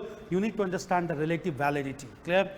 Limitations of archaeology and exploration, then limitations of inscriptions at the same time. But at the same time, as we know, since inscriptions are the most important relevant source, we need to understand that inscriptions provide much better understanding than any other source like exploration, excavation, or even literary sources as well. One comparison we have done with respect to Harshvardhan. Banvat mentions that Harshvardhan could not defeat Pulakeshin II, but Banvat doesn't write Harshvardhan was defeated by Pulakeshin II. That indicate he was trying to glorify his master. Such glorification cannot be accepted for objective assessment of history. Therefore, we need to rely more on inscription or science of epigraphy. That is what is known as the lifeblood of history. Is that clear? Yeah, please. You want to ask anything? Can we rely on both words? Like Ravi Kirti said something, Banvat said something. He also like. See, again, I'll let you know the important thing, clear? First of all, when Ravi Kirti wrote this inscription, clear? It is not that the inscription written by Ravi Kirti has to be accepted anyway. He was also glorifying his master. Harisan also glorified the master, that Samudgupta was never defeated in his military career. But even then, why do we consider those things to be more valid than other sources? Why don't we believe that Banvat was right? Or why don't we believe that Yuan Sang was right? The reason, again, I'll let you know, clear? That all these court poets who were writing inscriptions at that point of time, clear? They were writing inscriptions, we cannot deny, to glorify their master, but at the same time to give a message to large number of adjoining people that these rulers has achieved these objectives, clear? So that large number of people could accept the rule of that ruler. It was basically to give a strong message to adjoining ruler. It was not only to satisfy the urge of only the ruler, it was basically to proclaim his rule over large areas. So if anything wrong could have been written, at that time only, the people could have retaliated, the people could not have allowed him to write, because that was a public message given. Just understand difference, clear? If you are writing any book, you are writing something very personal, clear? And that alteration can be done easily. But when you are writing something in publicly, when you are writing something, it must be acceptable to public at large. When Ravi Kriti wrote this inscription, large number of people were witnessing this inscription while it was written also. If something wrong could have been written, the people could have objected, and Ravi Kriti could not have been written a whole inscription, clear? Why Samudgupta, when he wrote this inscription, Hari Singh, which is full of violence and huge amount of attack taken by Samudgupta, people could have stopped him, because on the other side of the same rock surface, peaceful principle of Dhamma of Ashok has been written. Why didn't people object? Because that was the reality. Because people knew Samudgupta is taking expeditions to Deccan, to the extreme northwestern part of India. He has defeated large number of forest tribes. Since it was a natural thing that was happening at the time, people accepted that. So since it was a public declaration, which was done in public places, on rock surfaces, and which was accepted by public at large, it can be said that it really happened at that point of time. But if we compare the accounts of Yuan Sang, for instance, I'll let you know, clear? Yuan Sang came to India in 7th century AD. Yuan Sang has written several wrong things in his account. We'll come to that. First important thing, when Yuan Sang came to India, he declared that Harshvardhan is a great ruler of North India who maintains perfect law and order in his empire. But it is to be understood, Yuan Sang himself has written, when he entered India, he was robbed of his belongings. Since he himself was robbed of his belongings, Chinese traveler and scholar is robbed of his belongings. How can we say that Harshvardhan maintained perfect law and order at that point of time? This is itself contradictory in nature, clear? All these things, it's a very important declaration that was done. Yuan Sang wrote this account not in India. When he went back to China, he wrote this account which is known as the history of the Tang dynasty. Why? Rulers of Tang dynasty in China sponsored him to come to India. So he was trying to glorify the Tang dynasty. He was not concerned about India. In that account of Tang dynasty has mentioned that Harshvardhan was a great ruler at that point of time. It indicates that he was least bothered about. And while he was writing the accounts, he was in China. Therefore, no one could witness, no one could clarify, or no one could cross-examine the account. Since cross-examination could not be done, we cannot believe in this account. Rather, we'll have to take into account which was publicly written. That is the importance of inscription. Why do we say Ashoka was the first ruler to speak to his people directly? Because he got his message written on public spaces, on rock surfaces. Again, Banbhar, he was a court poet. He was basically trying to glorify his master. Until and unless the court poet will glorify the master, do you think that master will allow him to write biography? Biography cannot be written. Why all the rulers did not write his biography on rock surfaces except Samudgupta? Because Samudgupta achieved something commendable, clear? But all these rulers did not achieve. So they could not write anything publicly. But privately, court poets began to write their account, and in Harshcharit written by Banbhar, he has glorified the master. In order to hide the weaknesses of his master, he has written, Harshvardhan defeated large number of rulers of North India, but could not defeat Pulakeshin II. That is giving a shadow to his weaknesses. But the reality is, he could not defeat he was not able to defeat Pulakeshin II. Himself got defeated by Pulakeshin II. That is clearly written by Ravi Kriti in a whole inscription. So you need to understand the relative merit, clear? Why inscriptions are the lifeblood of history? Because it's a public message given by the ruler and the court poet. If anything wrong would have been there, masses could have retaliated, and that public message could not have been there. This is one thing to be understood. But if you're writing something in private, you can write anything. And that can also be altered also. Most important, leave aside these things. The most important text of ancient India is said that later interpolations were added, and that most important text is Arthashastra, clear? Arthashastra was written initially by Kautilya Chanak, but later some chapters were added by another person who is named as Vishnugupta. The pattern of writing also gets changed, and the name of authors also gets changed. So literary sources can never be taken to be the true source as compared to inscriptions. Need to understand the relative merit, clear? So it was public declaration done by any ruler. Public declaration, until accepted by public, cannot be done. And since all these inscriptions were public declarations, it means it was largely accepted at the time. If it was not wrong, it was not true, public could not have accepted that. Basically, court poets who write literary accounts of their patrons, they are basically sycophants. They're basically sycophants because all those biographical accounts are written in front of the ruler. If any line that is not acceptable to the ruler is deleted at that time only. That's a very important thing to be understood. That is why these accounts cannot be taken as a true source.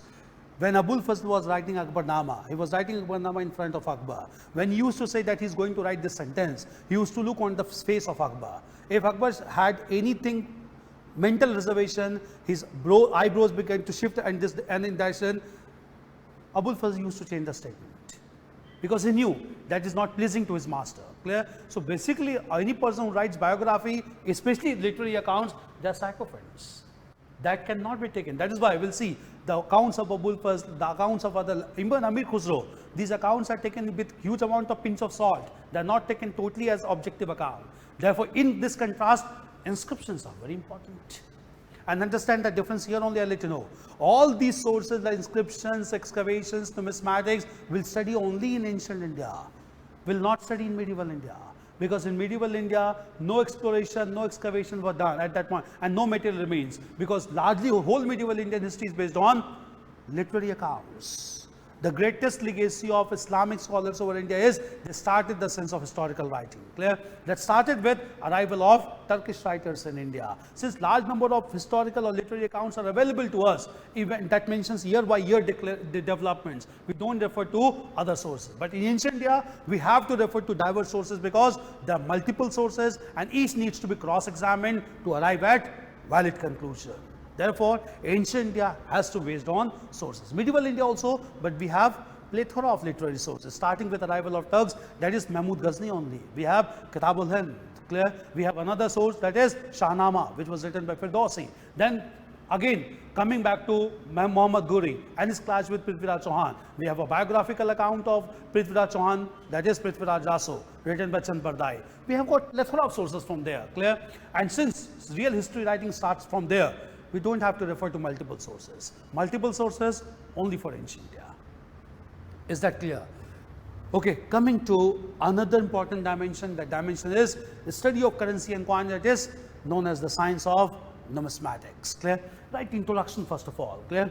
Right, in Indian historiography, in Indian historiography,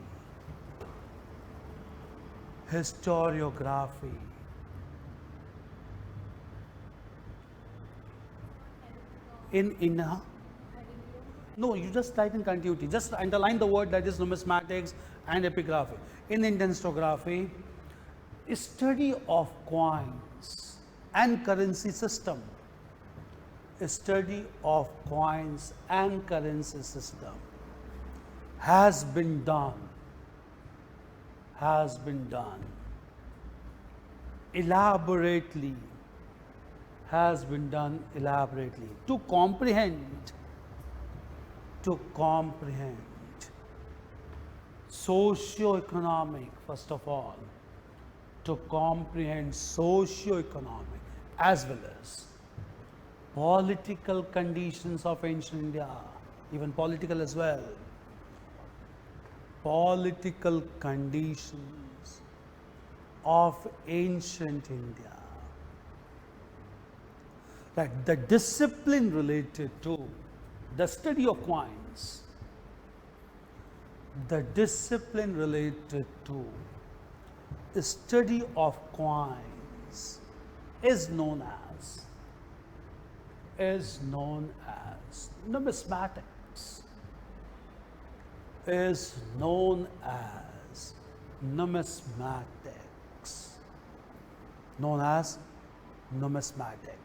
Clear? Change paragraph. Right, the first evidence of rudimentary coins,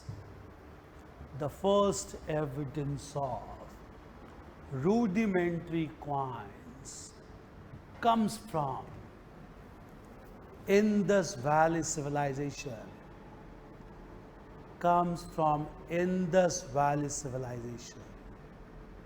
in form of seals, S-E-A-L-S, in form of seals. Right. In fact, seals are the most important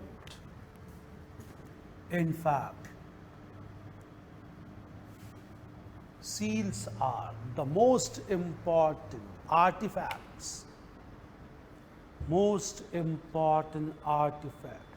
of this civilization,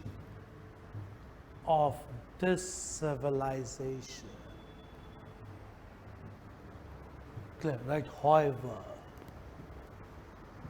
However, these seals were largely used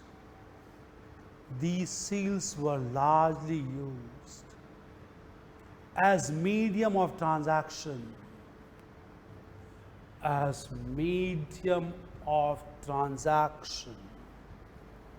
in internal trade,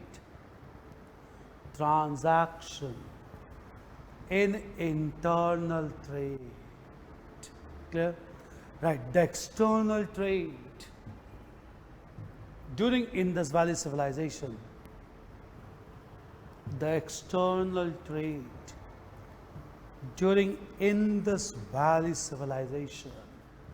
was largely based on the barter system,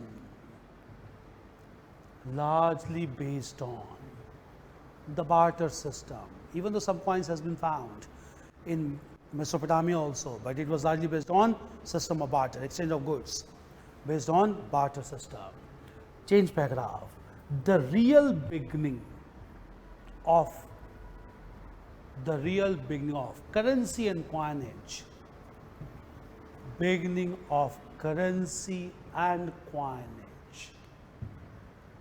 took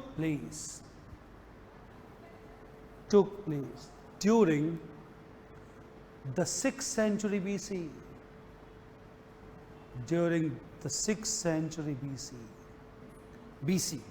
When second urbanization took place. The first is Indus Valley.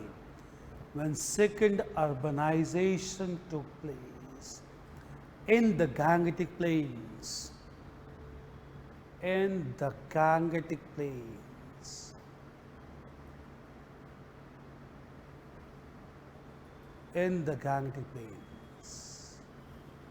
Clear?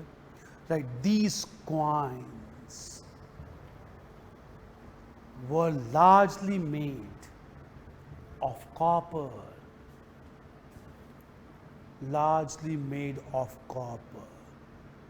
and were termed as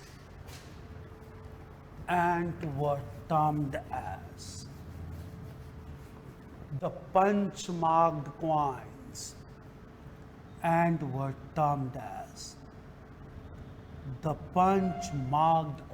because certain symbols were punched,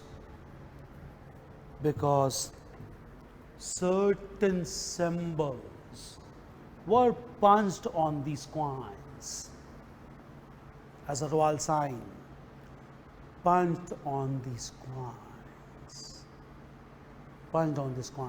Clear? Right. These punch marked coins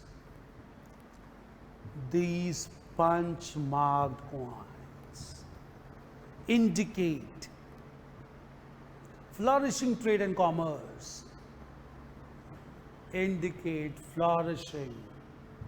trade and commerce, among major cities of the Gangetic Plain,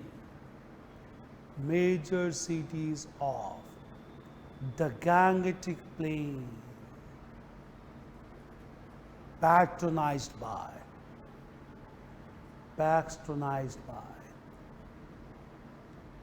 16 large kingdoms, large kingdoms known as Mahajanpads. 16 large kingdoms known as Mahajanpads.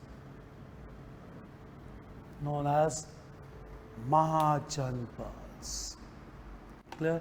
Change paragraph. Right. The system of circulating copper coins,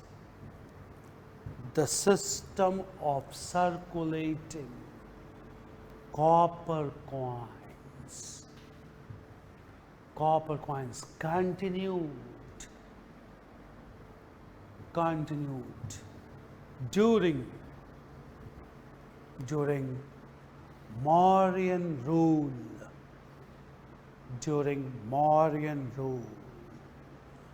and these coins came to be termed as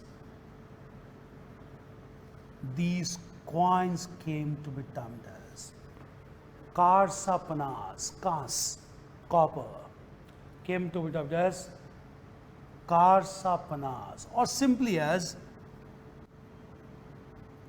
Panas, Karsapanas or Panas, Karsapanas or Panas. Clear? Right. The circulation of Panas and their acceptability, the circulation of Panas and their acceptability is clearly mentioned,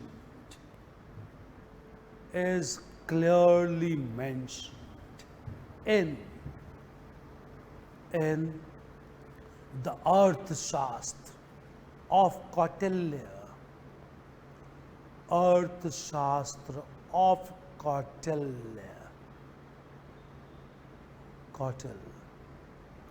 Right. In this work on statecraft,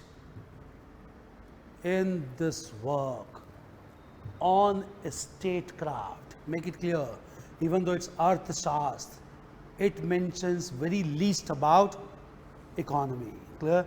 It's a work on statecraft, polity and governance. Clear? It has nothing to do with economy, even though it mentions about economic regulations, cannot be denied. But don't get confused with the term Arthashastra. The Arthashastra basically means economics, but it doesn't mention about economics. A book on statecraft, polity and governance. Clear? In this work, just repeat the sentence. On statecraft, Kautilya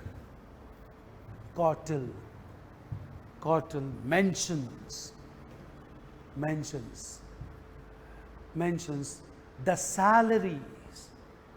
salary of bureaucrats, Adhyaksh, salary of bureaucrats ranging from 48 panas,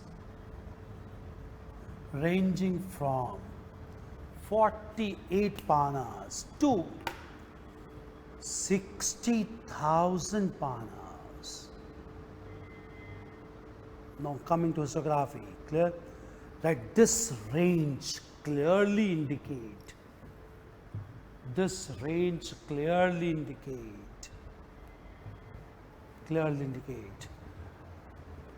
that there were large number of bureaucrats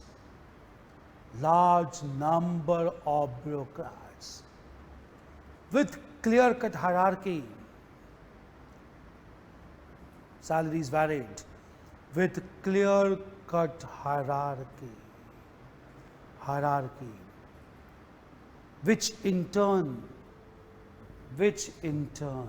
highlight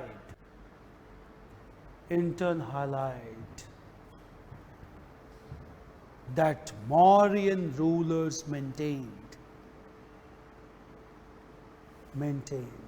a large and centralized bureaucracy,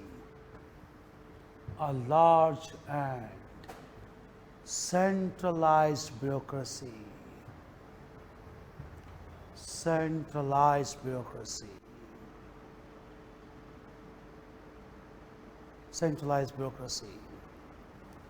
Clear? Change paragraph. That during the rule of Ashok, Mauryan ruler, certain royal symbols like crescent, half moon, royal symbols like crescent, CRESCENT, crescent, comma, peacock, and hills were punched, hills, HILLS, were punched, whereby coins assumed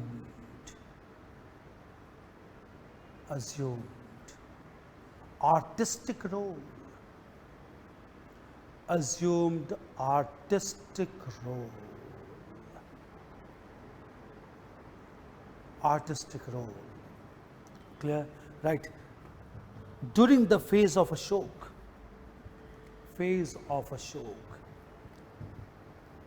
these coins are found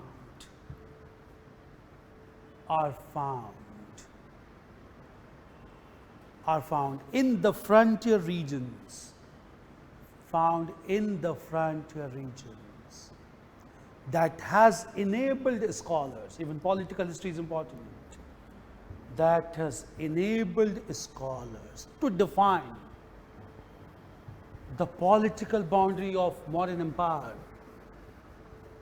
political boundary of Mauryan Empire, along with Ashokan edicts, rock inscriptions, along with Ashokan edicts. Clear? Change paragraph. Clear? Right. The circulation of coins received further support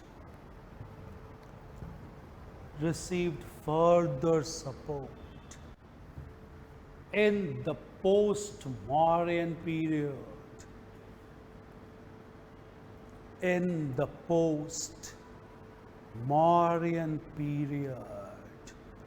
Post-Mauryan period, marked by arrival of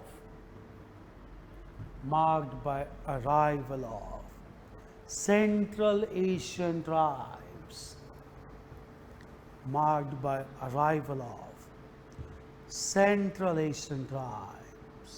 Clear? Right, the first such tribe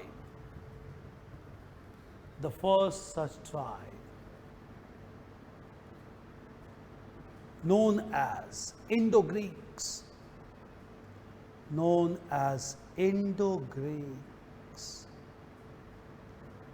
brought gold from Central Asia,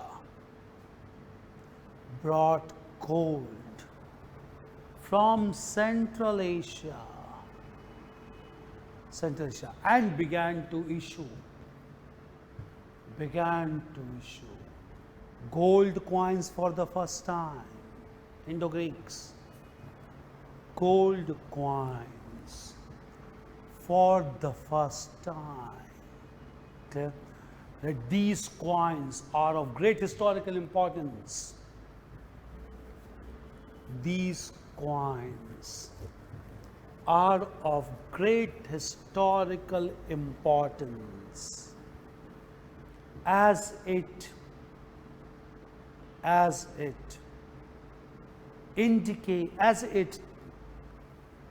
contain images of kings and queens, that has enabled historians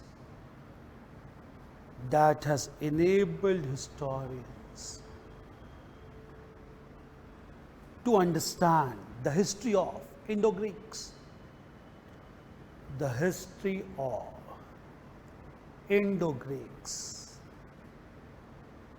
Change paragraph.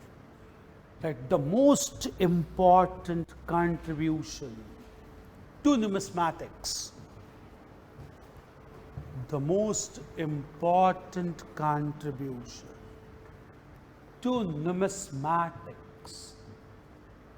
was given by the Central Asian tribe,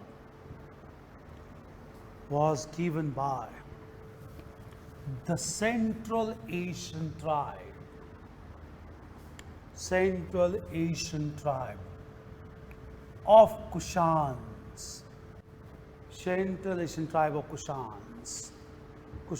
in which Kanishk played a major role. Kanishk played a major role. It's a very important ruler of ancient India.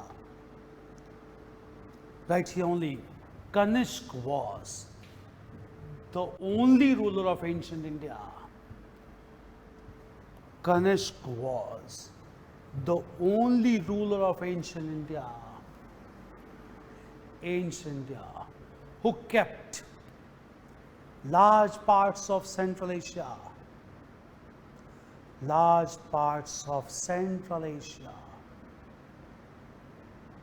intimately connected with North India. No other ruler of ancient India intimately connected with North India.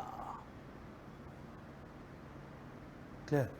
Right. At this time, during the rule of Kanishk, 1st century AD, at this time, Chinese and Romans had a flourishing. Chinese and Romans had a flourishing silk trade.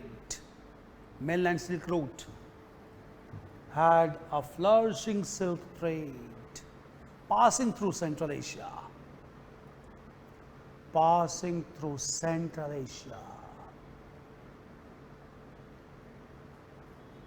Right. Kanishk began to collect transit fee.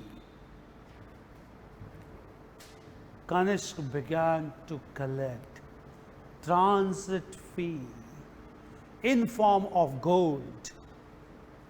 Transit fee in form of gold from Chinese and Romans.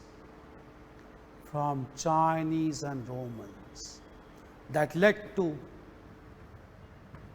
huge inflow of gold in India. Very important contribution. Huge inflow of gold in India.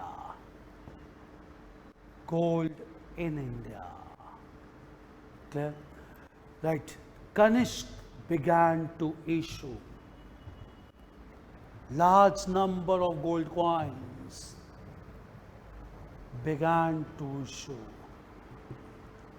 Large number of gold coins with highest metallic purity, no debasement, with highest metallic purity, which indicate prosperity,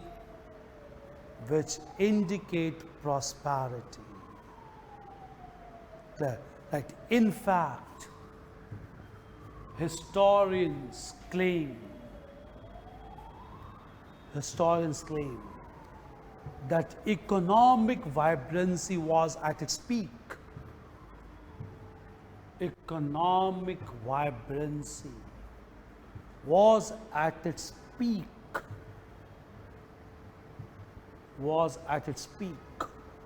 During the rule of Kanishk.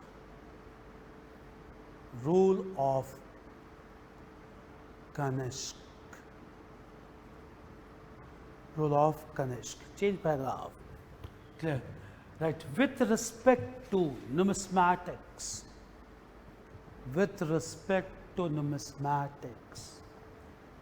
major contribution was given.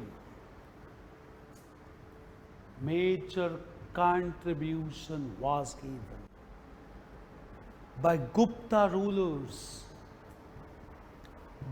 Gupta rulers from the 4th century AD.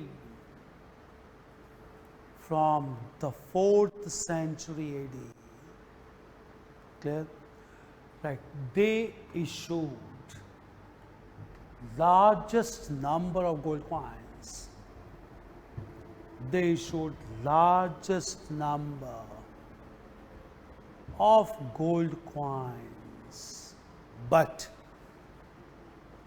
But these coins contain impurities. Purity was maximum under Kanishk. Contain impurities. Clear?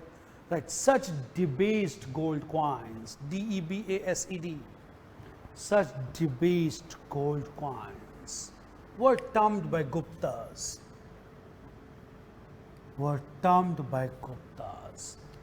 as dinars, termed by Guptas as dinars. Clear? Change paragraph. Clear? Right. The debasement of currency under Guptas, the debasement of currency under Guptas indicate lack of trading activities, which was high under Kanishk, lack of trading activities, which was primarily due to the beginning of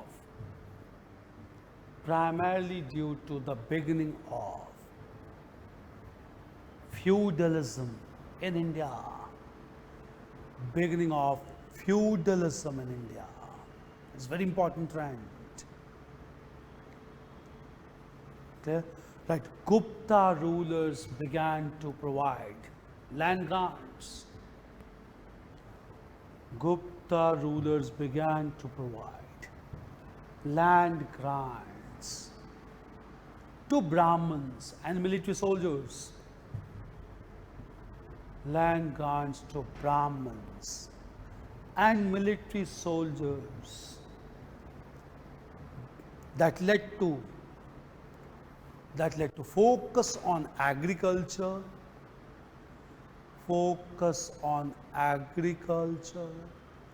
rather than trade.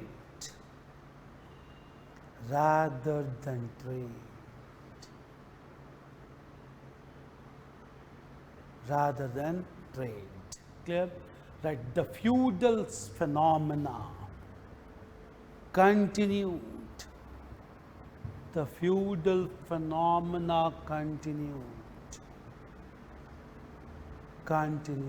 Till the early medieval phase.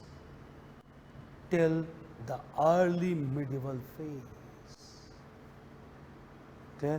Right. The greatest authority on Indian feudalism,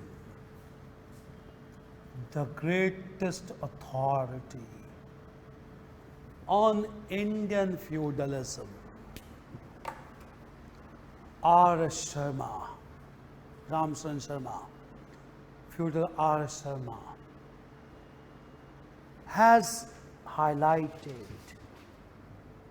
clear-cut relation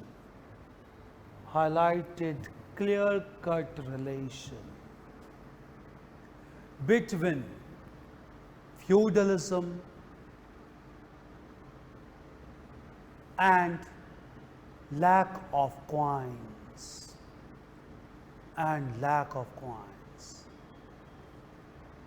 Clear? Right. In fact, scholars claim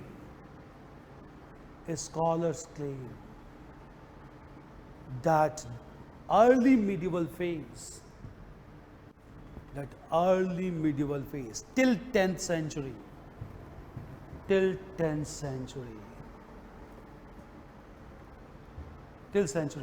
can be characterized as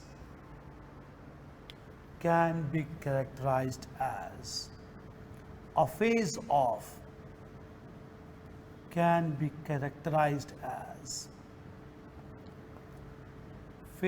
of monetary anemia in Indian history.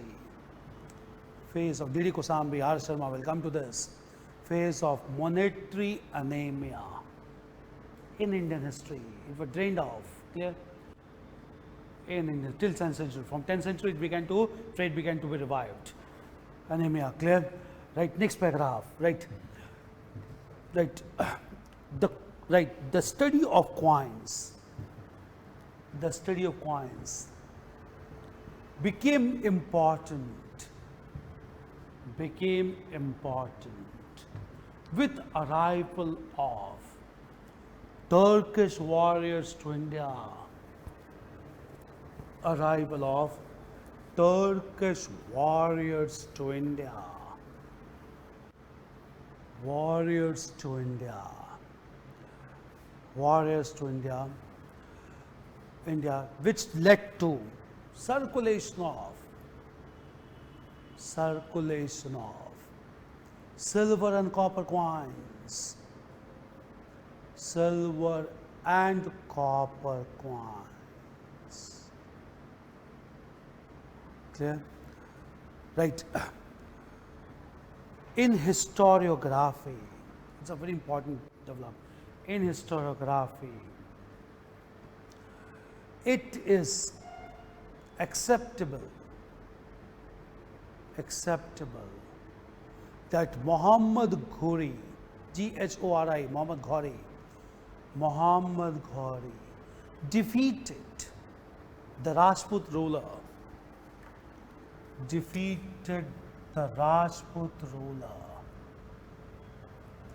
Prithvi Raj Chauhan, Rajput ruler Prithvi Raj Chauhan, in the Battle of Tarain near Delhi. In the Battle of Tarain in 1192, its second battle, Battle of Tarain in 1192 AD. Clear? Right.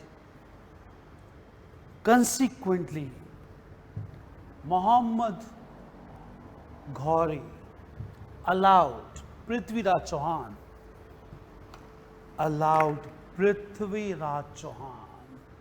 to rule over the region of Ajmer. Chauhans were ruling from Ajmer. Allowed Prithvi Raj Chauhan to rule from Ajmer. And this information is provided through coins. And this information is provided through coins. Clear? Right, the coins found in Ajmer region. The coins found in Ajmer region contain the name of Prithvi Raj Chauhan. Contain the name of Prithvi Raj Chauhan. On the one side,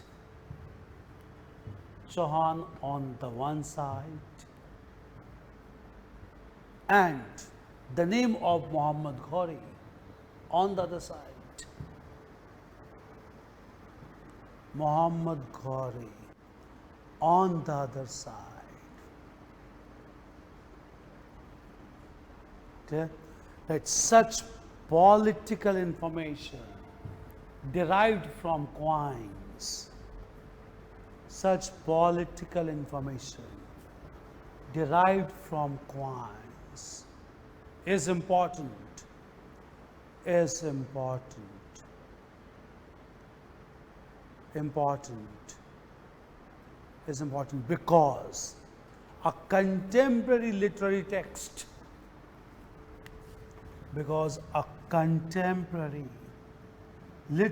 text, Prithvi Raj Raso, literary text Prithvi Raj Raso mentions, Prithvi Raj Raso mentions that Prithvi Raj Chauhan was taken to Central Asia. Contradictory information. Prithvi Raj Chauhan was taken to Central Asia, where his body was chopped into, CHOPPED, into 24 pieces, just to glorify the courage of Prithvi Raj Chauhan. 24 pieces. Clear? Right. This again indicate that literary sources, especially the biographical accounts, literary sources especially, the biographical accounts must be taken with a pinch of salt. Must be taken with a pinch of salt. As these were written to glorify the patrons, as these were written to glorify the patrons. Clear? Right. In this way, coins can be used to reconstruct the political history, to reconstruct the political history, along with socio-economic history of India. Socio-economic history of India. History of India. Relative merit needs to be understood. See, just understand one thing, I'll let you know. Just understand the periodization. Clear? Ancient India does not mean only till 7th century AD or till the reign of Harshvardhan. In comprehensive sense, ancient India means from prehistoric times till 12th century AD. Even though from 750 to 1200 AD, it is known as early medieval phase, but largely it is counted in ancient India. That is why we can discuss the events till 12th century AD, including the arrival of Muhammad Ghori to India. Clear? If you read all the standard texts on ancient India written by Upinder Singh, Romila Thapar, Ramcharan Sharma, they mentions ancient India till 12th century AD, till the establishment of Delhi Sultanate by Qutubuddin Aibak in 1206. Clear? Therefore, till 12th century we count it as ancient India, even though from 750 to 1200 AD we count it as early medieval phase. And this is to be taken into consideration, whereby coins here indicate not only socio-economic but political history, which corroborated with other sources can give us objective view about ancient Indian history. This was about numismatics, starting with the seals in ancient India or Indus Valley till copper and silver coins with arrival of Turks in India, which was further systematized by first major ruler of Delhi Sultanate, Iltutmish, who began to circulate copper and silver coins to be termed as Jital and Tanka. Clear? This was numismatics in ancient Indian history. Clear? Apart from numismatics, we'll move on to another important sources to reconstruct ancient history. See, Satamanas and Nish, clear?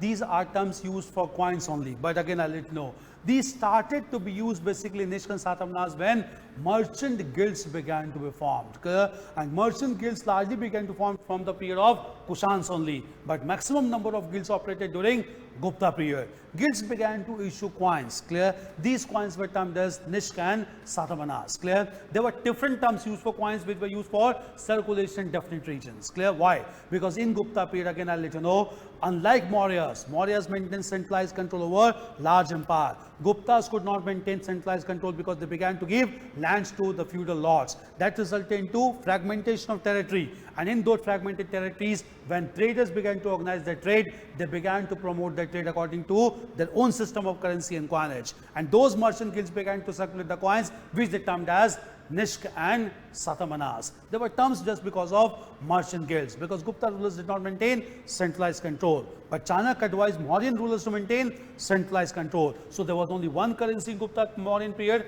and that currency was Panas. Even officers were paid salaries in Panas. Clear? But in Gupta period, salaries were not paid in coins. Rather, salaries began to be paid in form of land grants. And it started more importantly during Harshvardhan. That is why from here, feudal sentiment starts, because land ownership was passed on to the major intermediaries between the ruler and the common masses. That is why we'll see Gupta rulers adopted the title of Maharaja Dhiraj, that is one Raja over other Rajas. So no, there was no such titles adopted by Mauryans. Chanakya mentions only one name for ruler, and that ruler was Swami, Supreme Commander. Clear? There is no such term used in Gupta rulers. They use the term Brahmbhattaraka. They use the term Maharaja Dhiraj, that is one Raja over other Rajas. Clear? That indicate delegation of authority. No such delegation of authority took place under Mauryas. Since delegation of authority took place, trade became pocketed at this point of time, merchant guilds began to emerge. And merchant guilds began to issue their coins also. Clear? And these coins began to be termed by them as Nishkansatamana. Leave aside coins. Merchant guilds even began to maintain the military forces under Guptas. And those military forces came to be known as Sartavaha. Clear? All this indicate complete decentralization of power under Guptas. Clear? We'll come to all these things. Here we are looking from the perspective of sources and we are comparing it with other sources.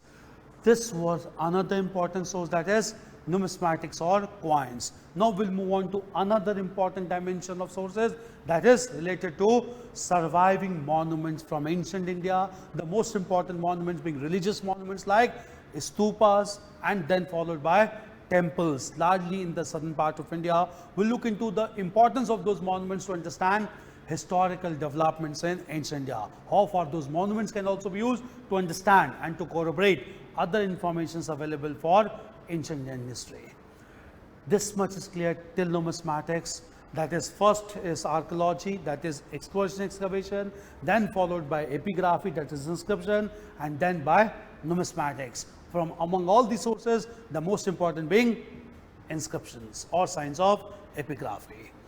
This much is clear. Now from here we'll move on to another important thing, that is monuments, and then we'll move on to literary sources. We'll do with literary sources elaborately because you get questions on literary sources, especially Shruti literature, that is the Vedic literature. It's clear, okay? From here we'll continue tomorrow. We'll start with monuments and then we'll move on to literary sources. Clear? Understand literary sources conceptually, why they are known as Shuktas, why known as Shruti literature, what is the status of this literature now in these days, and who is the authority. The greatest authority on Vedic literature is not an Indian scholar.